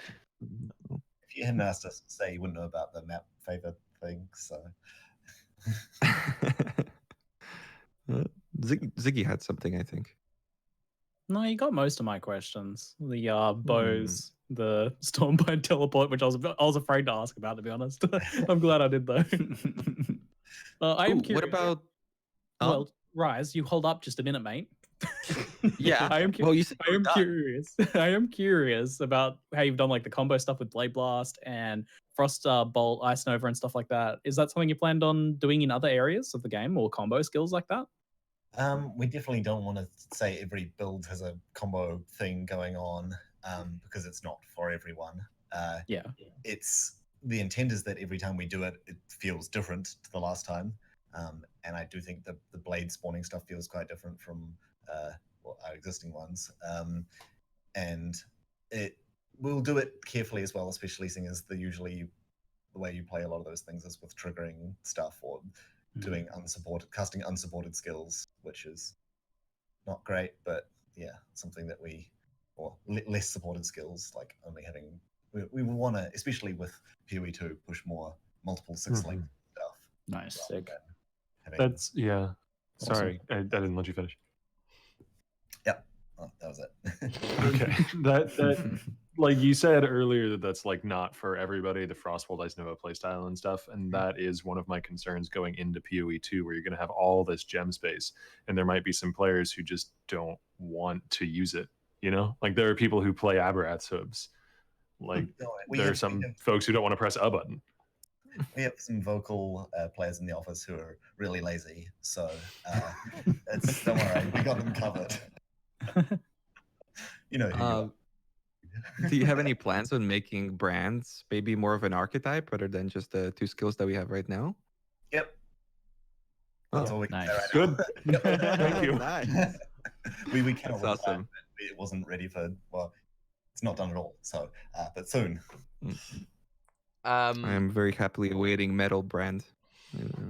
Great. I already have a name for you. No problem.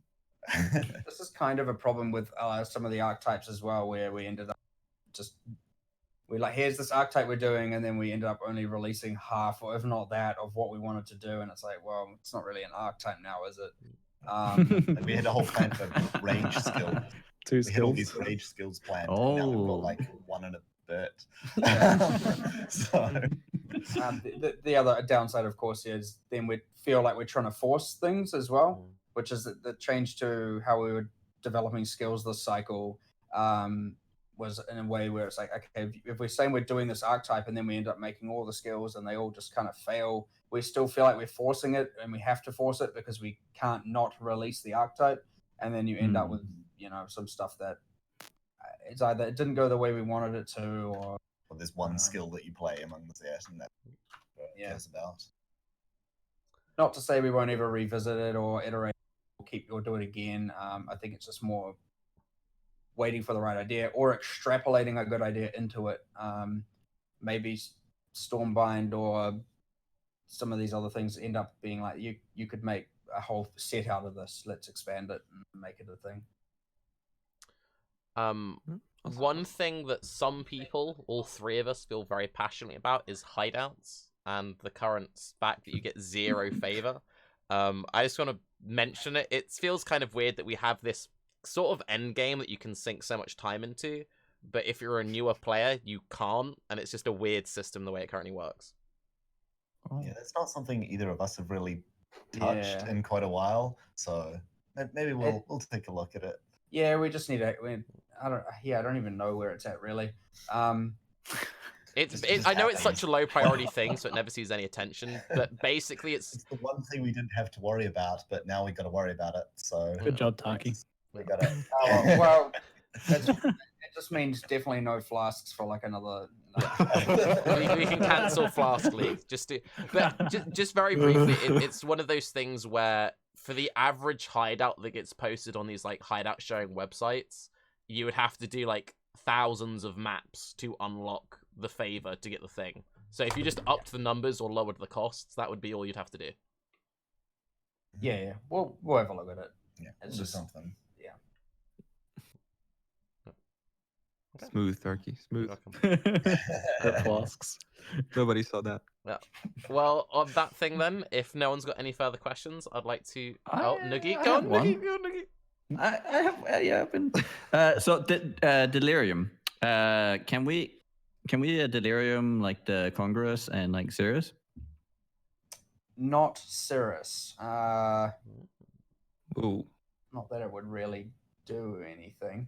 No, you can't add it to Cirrus. It will affect the Conquerors, though. Yeah. Yeah. Ooh. So that would follow that it would also affect like Elder Guardians now that they're part of the Now map. you can't use orbs on them, obviously, because they're non-itemized right now. Yeah, exactly. That is another goal we have, by the way, where the Conqueror maps. I don't know when we're going to have it. We're trying. Where the Conqueror maps are presented in kind of like the map device window, and you can, actually Modify roll them? the map and modify the map. Ah, yes. There we go. That was actually an original plan that we just didn't get done in time, and but it was our goal to have it for 3.10.0, but even now it's hard to say whether or not we're going to have it ready or not. But yes, that was the plan. What about Sorry. Shaper and Elder Guardians? Just You to can clarify that. Oh, go ahead. you can apply the Delirium Orb to Shaper and Elder Guardian maps, yes, as long as they're not corrupted. Damn. But Nice. the thing about the Conqueror maps, that would be similar to like a Guff kind of crafting bench then, right? Because it wouldn't be something you could take it out of and trade it to someone from. You can't take So it out. it'd be more it'll like be it's yeah, locked inventory where you can modify it but not retrieve it. Yeah. Okay. And then you can pick from Zana's map mod options and put sextants and not sextants, scarabs with it and fragments and whatnot. Yeah. You done, Nikki? But- You good? That was it. Well, That's my in that question. case, I'd very much like to thank both Rory and Neon for coming on, and thanks for staying up late in the office. We really do appreciate it. No worries, it was fun. We got to answer a lot of fun questions, spoil a lot of nerfs before they're probably announced in a nice, clean way, so that's good. Nice. Yeah. There's someone who's Cool. very upset their entire league start is ruined. All of their plans are just in the dirt. But yeah, thank you very much. And for everyone who doesn't yet know, Delirium's launching on March 13th. So, yeah. Thanks, everyone. Oh, one more thing, if I can. A bunch of guys at the office play. I have a podcast called Front Seat Gamer, and I'm running a tabletop RPG game on it at the moment. An ongoing campaign. So if you want to hear me make players miserable on a bi-weekly basis, then come on over. Sick. Front Seat Gamer is really good, and I will just confirm, of everything at ExileCon, the most fun thing was the episode of Front Seat Gamer I did with them. So definitely go and listen to Front Seat Gamer. It's really good. He says in a room of people that he did an event at ExileCon with. Forgot about that. I forgot about that. Thanks, Tarke. Yeah.